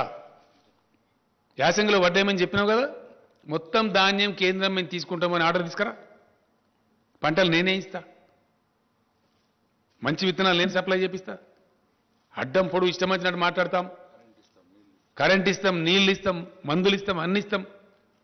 మొత్తం కొనుగోలు చేసి అప్పగిస్తాం, ఒక గింజ లేకుండా. నేను రైతు సోదరులకు ఒకటే మాట మనం చేస్తా ఉన్నా, ఈ అల్లా టప్పగాల మాటలు పట్టుకుంటే దెబ్బతింటాము. మీ ప్రాంతాలలో మీ వ్యవసాయ అధికారులను సంప్రదించండి. వరి కాకుండా ఇతర పంటలే వేసుకోండి. వీళ్ళు మోసం చేస్తారు, మనకు తీసుకోరు. మా తనలాట ఏంటంటే మీరు మంచిగా ఉండాలని, మా రైతులు బతకాలని, పంట పండించిన రైతుకు 10 రూపాయలు రావాలని చెప్పి. రైతు జేబులకు డబ్బులు రావాలని మేము కొట్లాడుతున్నాం. రైతును ముంచి రాజకీయం చేసి మీ ఓట్లకు మీ డబ్బాలకు ఓట్లు రావాలని వాళ్ళు కొట్లాడుతున్నారు. కుటిల నీతి ఇది. ఈ కుటిల నీతిని రైతాంగం గమనించాలి. ఒకటే ఒక మాటను అర్థం చేసుకోవాలి రైతాంగం. 7 ఏళ్ల నుంచి మీకు ఇండియాలో ఎక్కలేనటువంటి సదుపాయాలు చేసింది టీఆర్ఎస్ గవర్నమెంట్. చేసి వాస్తవం కాదా? మిషన్ కాకతీయ చేస్తే ఎంత అద్భుతంగా ఉన్నాయి చెరువులు. ఒక్క చెరువు తెగిపోయిందా? పోయిన సంవత్సరం భయంకరమైన వర్షాలు కురిసినాయి. ఈ సంవత్సరం కూడా చాలా ఎక్సెస్ రైన్ఫాల్ అయింది. ఇక్కడ ఒక్క చెరువు దిగలేదే తెలంగాణలో. బోర్లన్నీ మోటార్ పెట్టకుండా మీదికి పోస్తున్నాయి కదా బోర్లన్నీ. ఇలా ఊడలు పెట్టినాయి కదా, జాలు వారుతున్నాయి కదా తెలంగాణలో. ఇంత అద్భుతమైన సృష్టించింది తెలంగాణ టీఆర్ఎస్ గవర్నమెంట్. ఎస్, భూగర్భ జలాలు పెంచినాం, ప్రాజెక్టులు కంప్లీట్ చేసినాం, కొత్త ప్రాజెక్టు నిర్మాణం చేసినాం అతివేగంగా, లక్షల ఎకరాల నిల్లిచ్చే పరిస్థితి తెచ్చినాం, అద్భుతమైన హై క్వాలిటీ పవర్ ఇస్తున్నాం, పెట్టుబడి ఇస్తున్నాం. ఇన్ని మంచి చేసిన వాళ్ళము మీరు బతుకుండాలని మేము కోరుకుంటాం. చిల్లర రాజకీయాల కోసం మిమ్మల్ని వాడుకోవాలి, మీరు వండియాలి, మిమ్మల్ని రోడ్ల మీద కూర్చోబెట్టి ధర్నా చేయించాలి అనే పరిస్థితిలో వాళ్ళు మాట్లాడుతున్నారు. కాబట్టి ఈ అల్లాటప్పగాళ్ళు పనికిమాలినోళ్ళు 10 రూపాయల పని చేయని వాళ్ళు ఈ రాష్ట్రానికి ఎక్కడ చేసిండండి ఈ మనిషి? కరీంనగర్ నుంచి ఎంపీకి గెలిచిండు, 1 రూపాయి పని తెచ్చిండా? ఒక మెడికల్ కాలేజ్ తెచ్చిండా? ఏం తెచ్చిండు నాకు అర్థం కాదు. ఏమన్నా ఏకాన పని ఉన్నదా? అన్ని కాయగూరకుడు మాటలు, అడ్డం పొడుగు మాట్లాడు. అది నాకు అర్థమవుతుంది. అది నాకు ఇంగ్లీష్ అయిందో వస్తుందా? ఢిల్లీలో ఏం మాట్లాడతారో తెలుస్తుందా ఈ మనిషికి? కేంద్ర ప్రభుత్వం ఇచ్చే లెటర్లు అర్థమని అయితే ఆయనకు ఈ లెటర్లు did you go through? As a state party ప్రెసిడెంట్గా, దేశాన్ని పరిపాలించే పార్టీ ప్రెసిడెంట్గా ఈ లెటర్లు ఎప్పుడైనా చూసినావా? కరస్పాండెంట్ తెలుసుకున్నావా? ఇది ఏం లేకుండా బాధ్యత రహితంగా పోయి ఇదే దుర్మార్గుడు మీరు పర్యావరణ అనుమతులు ఇద్దని లెటర్ రాస్తారు తెలంగాణ ప్రాజెక్టులు. వీళ్ళ తెలంగాణ ప్రకాష్ జావడేకర్ మంత్రి ఉన్నప్పుడు ఆయన పోయి లెటర్ ఇచ్చిండు. నాకు ఆయనే చెప్పిండు, ఏమైనా మీ స్టేట్ ప్రెసిడెంట్ మాకు లెటర్ ఇచ్చిండని చెప్పి. ఇదా తెలంగాణ? కేసీఆర్ బతికున్నంత కాలం ఎట్టి పరిస్థితులలో దళిత బంధు స్కీమ్ కంప్లీట్ ఇంప్లిమెంట్ చేస్తాం. ఏ పద్ధతిలో నేను చెప్పినో ఆ పద్ధతిలో ఇంప్లిమెంట్ చేస్తాం. ఒక హుజురాబాద్ కాదు, అంతటి ఇంప్లిమెంట్ చేస్తాం. ఒక రాజకీయ పార్టీ అయిన తర్వాత ఎలక్షన్ గెలుస్తాం, ఓడతాం, మస్తు జరుగుతుంటాయి. మన నాగార్జున సార్ కాన్స్టిట్యూన్సీలో ఇదే బీజేపీ చిత్తుగా డిపైడ్ పోయింది. అప్పుడేం మాట్లాడతారు? ఏదో పెద్ద ప్రళయం బద్దలైపోయినాడు హుజురాబాద్. ఒక ఎలక్షన్ వస్తుంది, పీక్తుంది ఇష్యూ. 110 ఎమ్మెల్యేల స్ట్రెంత్ ఉంది మాకు. బోధన జరుగుతూ ఉంటాయి. బై ఎలక్షన్స్ అన్నప్పుడు గెలుస్తాము, ఓడతాం, అనేకం జరుగుతుండే. మేము ఉత్తమ్ కుమార్ రెడ్డి పీసీసీ ప్రెసిడెంట్ ఉండే ఆడ గెలిచిన హుజూర్నగర్లో మేము అంటే మస్తు గెలుస్తాము. చాలా సందర్భాలు జరుగుతూ ఉంటాయి. దానికి ఎంతో పెద్ద తెలంగాణ మాకు ప్రజలు తీర్పు వ్యతిరేకం ఇచ్చినారు. మరి 25-30 సీట్లు జరిగినాయి, అన్ని వీక్నాయి. మరి మీ బీజేపీ దేశంలో మీకు వ్యతిరేకం ఉన్నట్ట, బీజేపీకి వ్యతిరేక తీర్పు వచ్చినట్ట, దాన్ని ఎట్లా తీసుకోవాలి? మరి ఉప ఎన్నికలను వచ్చినప్పుడు జరుగుతూ ఉంటాయి పరిణామాలు. We don't care for that. అనేక ఎన్నికలు కొట్లాడుతుంటాము, ఇప్పుడు గెలుస్తాము, ఓడుతాము, నడుస్తుంటుంది. అది పాలిటిక్స్ గోస్ ఆన్. అదేందో పెద్ద పీకినట్టు, పడగొట్టినట్టు, దానికి పెద్ద ప్రళయం బదలైనట్టు మీకు ఇక్కడ ఉన్న ఆర్గనైజేషన్ తోక. 2018లో 107 సీట్లో డిపైడ్ పోయిన పార్టీ 107 స్థానాలలో. మేము 3/4 మేయాడుతో గెలిచిన పార్టీ. ఉద్యమం చేసి మేము రాష్ట్రాన్ని తెచ్చిన పార్టీ. ఎస్, పబ్లిక్ రిప్రజెంటేటివ్స్ అతి ఎక్కువ కలిగి ఉన్న పార్టీ మేము. ఇన్ని రోజులు మీరు మాట్లాడితే కుక్కలు మరుగుతాయి, పోనీ ఏనుగు ఎన్ని కుక్కలు మరుగాయని క్షమించినాం మేము. ఈ కానుంచి అడ్డదిడ్డంగా మాట్లాడినా, పిచ్చి కూతలు కూసినా మిమ్మల్ని ఎన్ని రకాలుగా చట్టపరంగా చర్యలు తీసుకుంటాం, రోడ్ల మీద నిలబెడతాం, ప్రశ్నిస్తాం. ఎవరి పట్ల పడితే వారి పట్ల అడ్డదిడ్డంగా మాట్లాడితే నాలుగేళ్ళు సీరేస్తాం, జాగ్రత్త. Yes, it is my duty. తప్పకుండా నేను తెలంగాణ సాధించిన వ్యక్తిని. ఈ తెలంగాణను అద్భుతమైన ఒక శక్తి నిలబెట్టిన వ్యక్తిని నేను. నాకు బాధ్యత ఉంది, నాకు బరువు ఉంది. ఈ తెలంగాణకు ఒక గమ్యం ఉంది, లక్ష్యం ఉంది. అక్కడ తీసుకెళ్తున్నాం మేము. అన్ని వర్గాల ప్రజలను బాగు చేయడానికి తీసుకెళ్తున్నాం. నేను ఇంకో మాట కూడా ఈ సందర్భంగా చెప్తా ఉన్నా. దళిత బంధు మీద కూడా వీళ్ళు ఇష్టం వచ్చిన కామెంట్లు చేసినారు. మీరు ఎక్కడ చేసినారా మీ జీవితంలో? మీ బీజేపీ పరిపాలించే రాష్ట్రాలు ఎక్కడ ఉందా? 2000 రూపాయల పెన్షన్ ఇచ్చే ముఖం ఉందా మీకు? అసలు ఓ కళ్యాణ లక్ష్మి లాంటి స్కీమ్ ఉందా మీ బీజేపీ పాలిత రాష్ట్రాలలో? ఉందా? ఇక్కడ ఉందా? ఏ ప్రజలకన్నా మీరు మంచి చేసిర్రా మీ 7 ఏళ్ల పరిపాలనలో? ఎంతసేపు మత విద్వేషాలు రెచ్చగొట్టుడు, బార్డర్ చూపించుడు, పాకిస్తాన్ చూపించుడు, చైనాను చూపించుడు. ఆడ కూడా లెంకల పడ్డరు. వాడు వచ్చి చైనా దంచుతుండు అరుణాచల్ ప్రదేశ్లో. ఈ ఊళ్ళ కడుతుండు అక్కడ. ఆడ శాత కాదు, తోక ముడిచిరు అక్కడ. వాటికనే ఒకటి డ్రామా చేసి మత విద్వేషాలు రెచ్చగొట్టుడు, కుల విద్వేషాలు రెచ్చగొట్టుడు, పిచ్చి పిచ్చి కథలు చేసుడు, పచ్చి అబద్ధాలు ప్రచారం చేసి పచ్చి అబద్ధాలు. ఒక్కడన్నా నిజముందా? పెరిగిందా క్రూడాయిల్ ధర ఇంటర్నేషనల్ మార్కెట్లో? పెరిగిందా? చూపిస్తావా? ఇంటర్నేషనల్ ప్రైస్ కదా, అబద్ధం చెప్పలేం కదా ఇవ్వలేం కూడా. పెరగకున్నా పెరిగిందని చెప్పలేదా మీరు? ఎట్లా పెంచింది మీరు? ట్యాక్స్లు ఎట్లేసిండ్రు? పెంచింది మీరు, ప్రజల మీద భారం మోపింది మీరు, ప్రజల చేతుల మీకు శిక్ష తప్పదు. We are demanding the government of India to withdraw all cesses on petrol and diesel immediately. ఆటోమేటిక్గా 77 రూపాయలకు వస్తుంది.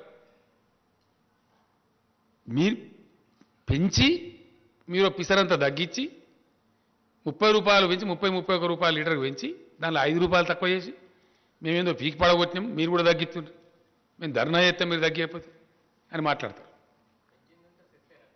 100% సెస్ రూపం పెట్టి మొత్తం వాళ్ళు కొట్టేయడం డబ్బులు. రాష్ట్రాలకు ఇయ్యరు వాటా. దాంట్లో డివైజివ్ పూల్లో రాజ్యాంగబద్ధంగా ట్యాక్స్ రూపంలో వస్తే సెంట్రల్ ట్యాక్సెస్లో స్టేట్లకు షేర్ ఇవ్వాలి, 41% ఇవ్వాలి. దాన్ని ఎగగొట్టడానికి రాష్ట్రాలను నోరుగొట్టి మొత్తం డబ్బులు మీరే తీసుకొని అన్నీ కూడా భయంకరమైనటువంటి ఫలితాలు మీ పరిపాలనలో. జీడీపీ నాశనం అయిపోయింది, గంగానదిల శవాలు తేలిని కోవిడ్ సందర్భంలో మీ చేతగాంతనం వల్ల. ఎస్, అన్నీ ఇంకా చాలా ఉన్నాయి. రేపటి నుంచి అగ్గి పెడతాం దేశంలో, ఎక్కడ ఏం పెట్టినా మాకు తెలుసు. మీ అడ్డదిడ్డం పనులకు, మీ ఇష్టం వచ్చిన మాటలకు చాలా మర్యాదగా ప్రవర్తించినాం ఇప్పటిదాకా. But there is a limit for everything. నేను ఎప్పుడు మాట్లాడలే, నాకు ఇంత మంట ఎందుకు మండుతుందంటే వ్యక్తిగతంగా నన్ను నిందించినా నేను మాట్లాడలే, పర్సనల్గా నా మీద పడ్డా నేను మాట్లాడలే, కుక్కలు మరుగుతాయి ఎవడు పడుచుకుంటారో మాట్లాడలే, కేర్ చేయలే. కానీ రైతాంగం యొక్క బతుకుతో ఇలా చెలగాట మారుతున్నారు కాబట్టి, పంటలు వేయమని బాధ్యత రైతాంగం చెప్తున్నారు కాబట్టి, మీ మాట నమ్మి ఒకవేళ వడ్డు పండిస్తే రైతులు రేపు పొద్దున మునుగుతారు కాబట్టి, వాళ్ళని ఎట్టి పరిస్థితులు మునిగిపోనియద్దు, కాపాడుకోవాలి కాబట్టి నేను ఆవేదనతో ఈ మాట చెప్తాను. ఏ వ్యవహారం చక్కగా ఉన్నదండి వీళ్ళది? సింపుల్ ముచ్చటండి, ఒకటే మాట దయచేసి, ఎక్కువ లేదు. కేంద్ర ప్రభుత్వం బియ్యం తీసుకుంటా వడ్డు తీసుకుంటా అంటే రాష్ట్ర ప్రభుత్వం వద్దంటున్నదా? కమాన్ స్టేట్ దా. నేను మా వ్యవసాయ మంత్రి గారిని పంపిస్తా, ఆయన బాగా ఎడ్యుకేటెడ్, హైలీ ఎడ్యుకేటెడ్. నువ్వు రా డిబేట్కి అడగస్తావు. నువ్వు వంట అంటే మేము వద్దంటున్నావా? ఇన్ని నీళ్లు తెచ్చి, ఇన్ని ప్రాజెక్టులు కట్టి, ఇంత కరెంటు తెచ్చి ఇలా రైతాంగం కార్లు కొనుక్కుంటున్నారు ఊళ్ళల్లో. ఊళ్ళు ముఖాలు తెల్లబడ్డాయి. హైదరాబాద్లో కూడా వాపసు పోయి ఇల్లు చదువుకుంటున్నారు, ఊళ్ళల్లో సంతోషపడుతున్నారు. ఒక దరికి వచ్చే తెలంగాణను నీ చిల్లర రాజకీయం కోసం నీ కంపు నోరుతోని ఇష్టం వచ్చినట్టు మాట్లాడి మెడలు వస్తావు. ఎవరు మెడలు వస్తావు? నీ మెడలు 4 ముక్కలు చేస్తావు అనుకుంటున్నావు, జాగ్రత్త. తెలంగాణ ప్రజల జీవితాలతో చెలగాట మాట్లాడితే ఊకోడు కేసీఆర్. నన్నంటే నేను పడ్డా, కానీ తెలంగాణ రైతులు మోసం చేస్తా, తెలంగాణ రాష్ట్ర ఎకానమీ నాశనం చేస్తా, నో. మేము కడుపు కట్టుకొని, నోరు కట్టుకొని, నీతిమంతంగా, డిసిప్లిన్గా ఫిజికల్ ప్రుడెన్స్ మెయింటైన్ చేసినాం, ఆర్థిక క్రమశిక్షణ పాటించినాం. దానివల్ల రాష్ట్ర ఆర్థిక పరిస్థితి పటిష్టంగా ఉంది. అలా we are number 1 state in the country.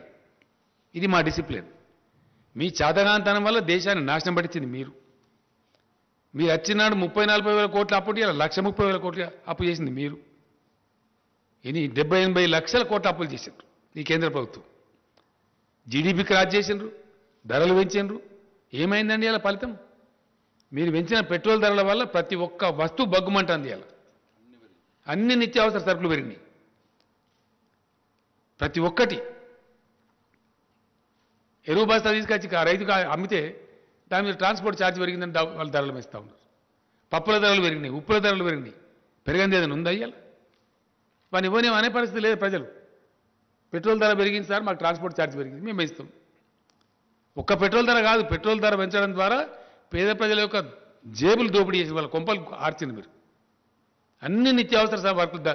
అసలు వాస్తవ స్టోరీ ఇట్లుంటే మీరేందో పవిత్రులు అన్నట్టు, మేము గొప్పోలం అన్నట్టు, మా అంత సిపాయిలు అన్నట్టు అడ్డం పొడుగు మాట్లాడడం చాలా జాగ్రత్త. ఇప్పటిదాకా క్షమించినాం, ఇప్పటి నుంచి మాత్రం క్షమించం. కేంద్ర మంత్రి కూడా కిషన్ రెడ్డి కూడా తప్పులు మాట్లాడుతున్న కిషన్ రెడ్డి గారు మంచిది కాదు నీకు. నేను కూడా పనిచేసిన కేంద్ర మంత్రిగా చాలా హుందా ఉండాలి, పెద్ద పదవి వచ్చిన అంత గౌరవంగా మాట్లాడాలి. ఈయన మన హుజురాబాద్ ఎలక్షన్లో పోయి కేసీఆర్ఏ బాధ్యుడు అని మాట్లాడుతుంది. అన్ని అబద్ధాలు, పచ్చి అబద్ధాలు. ఈయన అప్పుడు యూపీఏ గవర్నమెంట్లో మంత్రి ఉండే, అప్పుడు చేసిన దానివల్ల మేము ఇప్పుడు పెంచిన ధర అని మాట్లాడుతుంది. ఇదా ఉందా నిజంగా లెక్కాచారం చూపిస్తావా, వస్తావా? ప్రతి విషయాన్ని కూడా ఉన్నది లేనట్టు, లేనిది ఉన్నట్టు భ్రమలు కల్పించి పచ్చి అబద్ధాలు చెప్పి ప్రజలను మోసం చేస్తూ ఉన్నారు.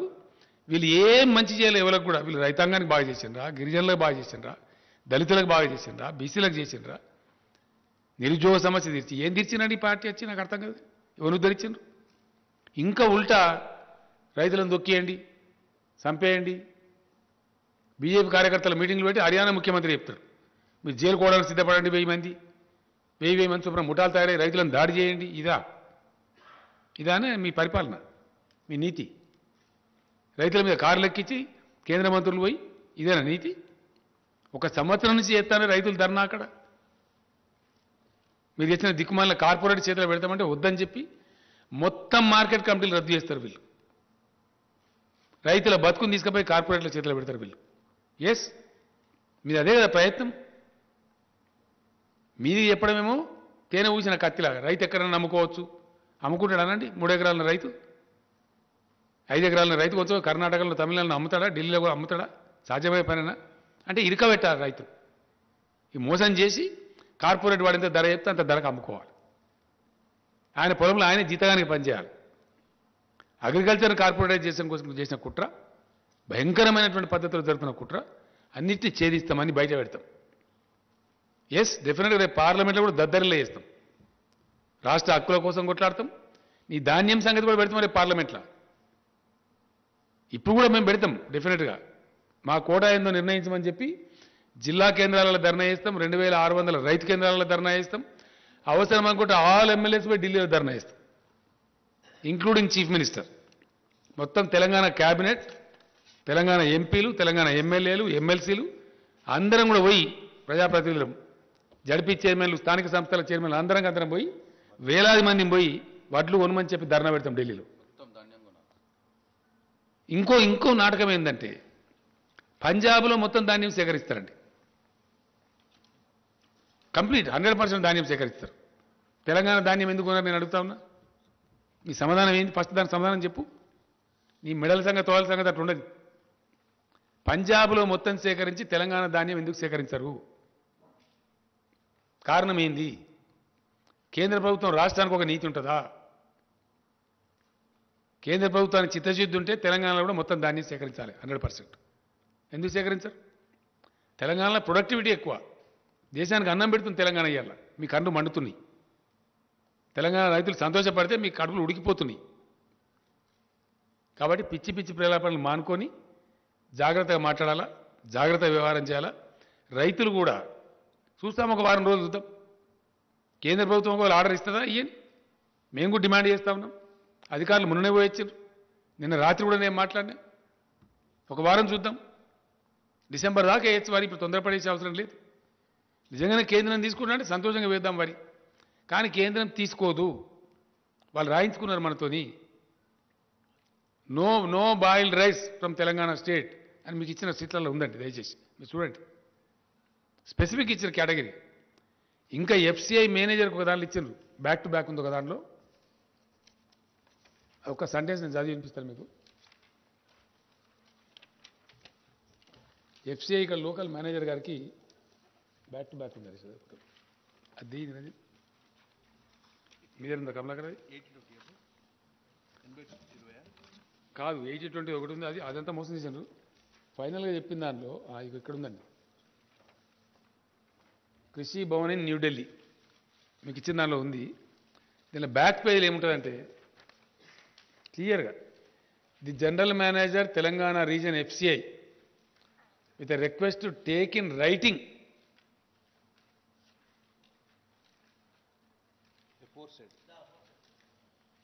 aforesaid commitment ను దీనిలో ఉన్నది.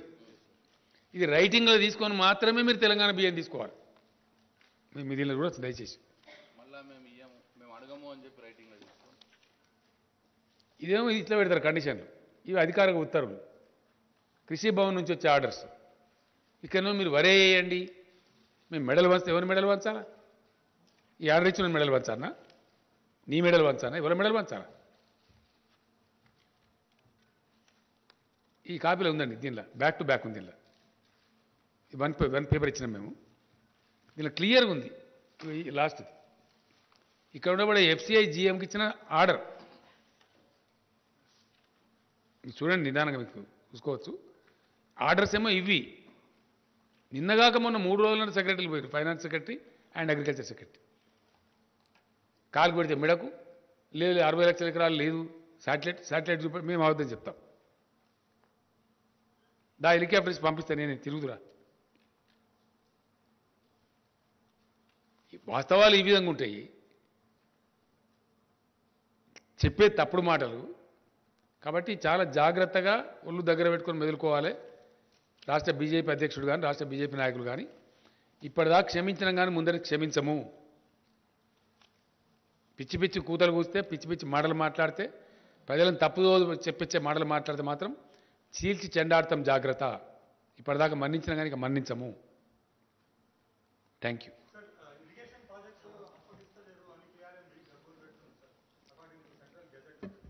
అదో కేఆర్ఎంబి తోక. ఏమి కేఆర్ఎంబి? నీకు ఏమైనా ఇంట్రెస్ట్ ఉందా బాగా Rahul? Are you supporting KRMB? Are you welcoming KRMB? Gazette నిజమే, గజెట్. ఏం గజెట్? Gazette same centre. Why they are not referring this to C3 section 3 కింద? Why are you not writing an article as a Telangana బిడ్డ? Please write. Why the government is not able to deliver? ఏం అసమర్థత కేంద్ర ప్రభుత్వానికి? Is it not an inefficient government not to refer the matter to the tribunal? కొత్త రాష్ట్రం ఏర్పడితే రాష్ట్రానికి నీళ్ళు రావద్దా? కేఆర్ఎంబి జిఆర్ఎంబి ఓ డ్రామానా, దొంగ డ్రామా. దమ్ముంటే కేంద్ర ప్రభుత్వానికి. మొన్న నేను పోయిన 3 నెలల కింద పోయినప్పుడు ఆ మంత్రిని అడిగిన నేను, ఏమైనా ఎందుకు చేయరు అసలు మీ కథ ఏందని? మీరు సుప్రీంకోర్టులో కేసు వేసిన సార్ విడ్రా చేసుకోమని. విడ్రా చేసుకున్నాం. Now I'm demanding mister Gajendra Singh Shekhawat, నువ్వు నాకు ఇచ్చిన మాట ప్రకారం నువ్వు నిజాయితీ ఉంటే ఇమీడియట్లీ రెఫర్ టు ట్రిబ్యునల్. మాకు తేల్చండి, తెలంగాణ నీటిపాట తేల్చండి, మాకు ఎంత వస్తే అంత వస్తుంది. మీకు ట్రిబ్యునల్కి రెఫర్ చేయడానికి 7 ఏళ్ళ కేంద్ర ప్రభుత్వానికి. First tell me that. What is your answer? What the state president is doing? What the union minister here is doing? ఇక్కడ గెలవాలి, ఇక్కడ ఓట్లు కావాలి. తెలంగాణ నీళ్ళు వద్దా మరి? ఎందుకో మాట్లాడరు, అడ్డం పొడుగు మాట్లాడతారు ఇక్కడ.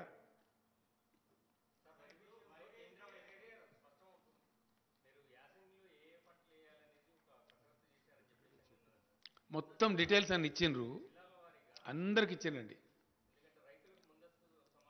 ఇచ్చినారు వ్యవసాయ శాఖ. నేను ఏమంటున్నా, రైతాంగం ఏ పంటలు వేయాలనేది మీ స్థానిక వ్యవసాయ అధికారులను సంప్రదించండి. వాళ్ళు ఆల్రెడీ మీటింగ్లు పెడుతున్నారు, చెప్తున్నారు. ప్రత్యామ్నాయ పంటలే వేసుకోండి, మంచి లాభం జరుగుతుంది. 2 పంటలు వండియచ్చు. ఇప్పుడు నువ్వులు వేయచ్చు ప్లస్ పెసర్లు వేయవచ్చు. వరి కంటే ఎక్కువ డబ్బులు వస్తాయి.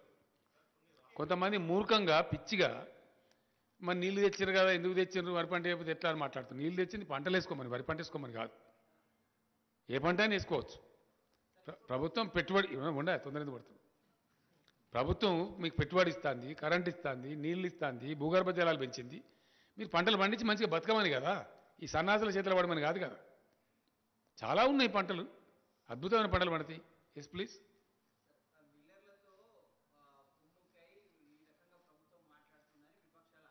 ఏ విపక్షమే? ఎవడెవడు తలకాలేనోడు? ఎవడు వాడు ఒకటేందే. నీ ఒకటే కరెక్ట్ కాదు, ఒకటి చెప్పు ఫస్ట్. నువ్వు చెప్పా, ఏ విపక్షమో చెప్పు. ఏ విపక్షమయా? నువ్వు ప్లీజ్ బీ పేషెంట్. ఏ విపక్షమో చెప్పును. వాడు తలకాయనోడా, తోకున్నాడా, మంచిగా గాడిదా? గాడిదా నాకేం తెలుసు? నాకు తెలియదు. నువ్వు చెప్పు ఏ విపక్షమో. మళ్ళీ ఇంకో ప్రశ్న ఇచ్చిపెట్టా, ఈ ప్రశ్న చెప్పు. ఆగ్రో ఇండస్ట్రీస్ కాదు, ఫుడ్ ప్రాసెసింగ్ ఇండస్ట్రీ. అది నీ బుడముండ వాదన, తలా తోకలేని వాదన. ఎవడా మాట్లాడినాడు నాకు అర్థం కాదు. నిపుణులు ఎవడా నిపుణుడు నాకు అర్థం కాదు. ఏడవాడు తీసుకురాపో.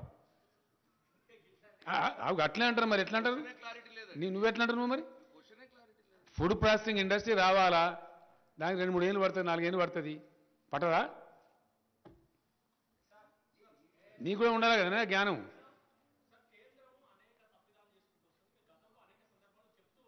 ఇప్పుడు ఇంకా ఫైట్ చేస్తాం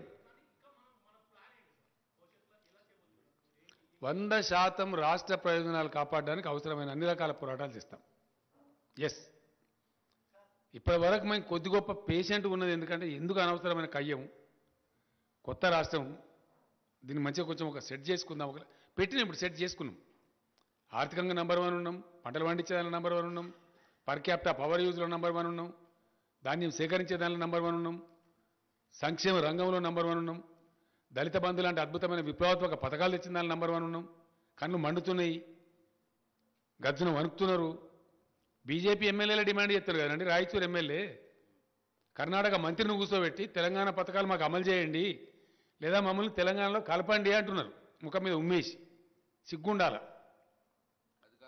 అధికార మహారాష్ట్రలో బీజేపీ గవర్నమెంట్ ఉన్నప్పుడే అక్కడి నుంచి వచ్చి మమ్మల్ని తెలంగాణ కలపాలని తీర్మానాలు చేసిన గ్రామ పంచాయతీలలో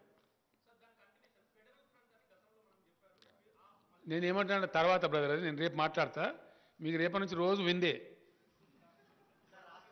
నేనే మాట్లాడతా ఇక డైరెక్ట్గా నేనే రంగంలోకి ఎందుకు దిగినా అంటే ఈ చిల్లరగాళ్ళు ఈ కిరికిరిగాళ్ళు కిరాయగాళ్ళు వీళ్ళు తెలంగాణ నాగం చేస్తే కేసీఆర్ మౌనం పాటిస్తాడా నా ప్రాణం పోయినా సరే ఎంత కష్టపడి రాష్ట్రాన్ని తెచ్చిన్నో ఎంత ఇష్టపడి దీన్ని డెవలప్ చేసిన్నో నాకు ఒక మాట బాగా గుర్తుందండి టీఆర్ఎస్ భవన్ తెలంగాణ భవన్ హైదరాబాద్లో ఇనాగ్రేట్ చేసినాడు తమిళనాడు నుంచి పీఎంకే అధ్యక్షుల వారిని పిలిచినాడు రామదాస్ గారు ఆయన వచ్చిండు ఆయన అన్నాడు ఆ బిల్డింగ్ చూసి పార్టీ ఆఫీస్ కట్టుకోవడానికి నీకు 1 ఎకరం జాగిస్తే ఇంత బ్యూటిఫుల్ కట్టినవు తెలంగాణకి ఇంకెంత బాగా చేస్తావో కేసీఆర్ అని నాతో దేవుని దేవాల తెలంగాణ వస్తుంది రామదాస్ గారు మీరు బతికే ఉంటారు నేను బతికే ఉంటా అద్భుతంగా చేసి చూపిస్తా తెలంగాణ అని చెప్పారు మొన్న ఈ మధ్య మాట్లాడినా కానీ కంగ్రాచులేట్ చేసి పేపర్లలో చూస్తున్నా చాలా అద్భుతమైన రాష్ట్రంగా పురోగమించినావు కంగ్రాచులేషన్స్ అని చెప్పి నా దీవెన ఉంది అని చెప్పాడు అది మాకుండే తృప్తి మేము తగ్గించామండి క్వశ్చన్ డజన్ నాట్ మేము పెంచలే కదా మేము పెంచితే కదా తగ్గించేది మేము ఒక నయా పైసా పెంచలేదు వ్యాట్ పెంచలే అది ట్యాక్స్ కదనండి మేము అవదని చెప్పడానికి ఉండదు కదా పెంచితే రికార్డులు వస్తుంది కదా టీఆర్ఎస్ ప్రభుత్వం ఏర్పడిన నాటి నుంచి ఒక నయా పైసా వ్యాట్ మేము పెంచలేదు మమ్మల్ని తగ్గించమని ఎవడంటాడండి సన్నాసి గాడు ఏ సన్నాసి పెంచిండో వాళ్ళు దించున్నారు మీరు పెంచిన వాళ్ళు తగ్గించాలా మేమేం తగ్గించాలా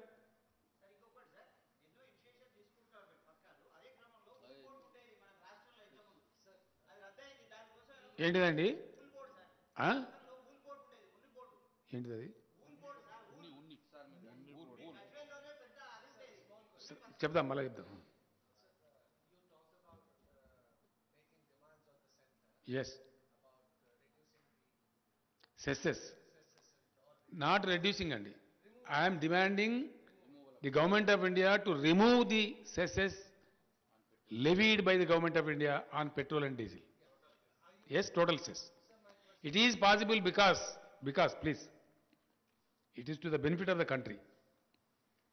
Because without any increase of crude oil in the international market, the government of India has unnecessarily levied the cess on petrol and diesel, burdening the pockets of the poor people. Middle class people. Now, if the government of India is sincere towards poor people of the country, it is up to them to withdraw the total cesses levied by them. I am very clear. So my question is, do you have in mind some kind of a timeline or a deadline? 100%. 100% we continue to fight. We will continue to fight. Today we have initiated. I made it clear to the people that we are going to fight with government of India. కంటిన్యూగా fight చేస్తాం petrol diesel మీద cess withdraw చేయమని మేమే ధర్నాలు చేస్తాం ఎవరైతే పెంపుకు కారణమో వాళ్ళని నిలదీస్తాం ఎవ్వరం కలుపుకోనో వాళ్ళని కలుపుకుంటాం అందరిని కలుపుకుంటాం ఎవరు వాళ్ళని కలుపుకొని అందరిని కలుపుకుంటాం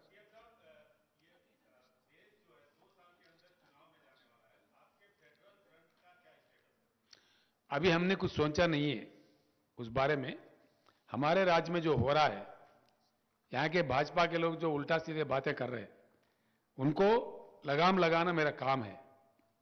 मैं इस राज्य को लाने वाला हूं, पाने वाला हूं, हासिल करने वाला हूं, और इस राज्य को अच्छा बनाने वाला हूं, बना दिया हूं। ये मैं नहीं कह रहा हूं, ये किताब मैं खुद नहीं दे रहा हूं, रिजर्व बैंक ऑफ इंडिया दिया है। केंद्र सरकार खुद कईयों मुद्दों पर बात करते हुए पार्लियामेंट के अंदर कहा है, पार्लियामेंट में हर घर को पानी देने वाला, टैप दे के देने वाला कोई राज्य हिंदुस्तान में है, वो सिर्फ तेलंगाना है।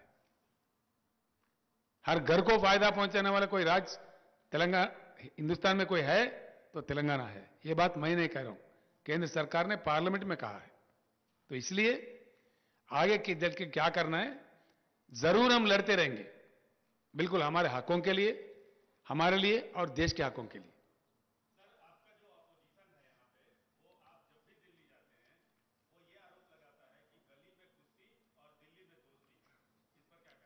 देखा ऐसा है, ये बहुत कमीने लोगों की बात है, नालायक लोगों की बात है।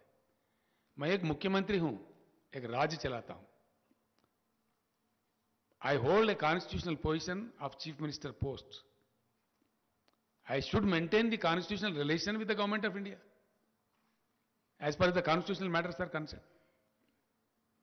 जब कोरोना की बात आई, केंद्र और राज्य सरकार मिलकर काम करते, कहीं अन्य बात आई मिलकर काम करते।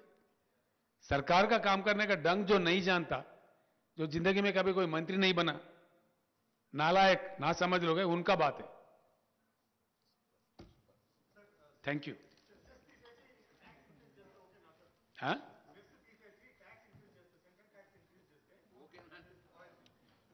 అసలు పెట్రోల్ డీజిల్ ధరలు పెంచడమే తప్పు. అడ్డదారిలో దొడ్డిదారిలో కేంద్రం పెంచింది. మొత్తం విత్డ్రా చేసుకోమని మేము డిమాండ్ చేస్తున్నాం. That's all. Thank you.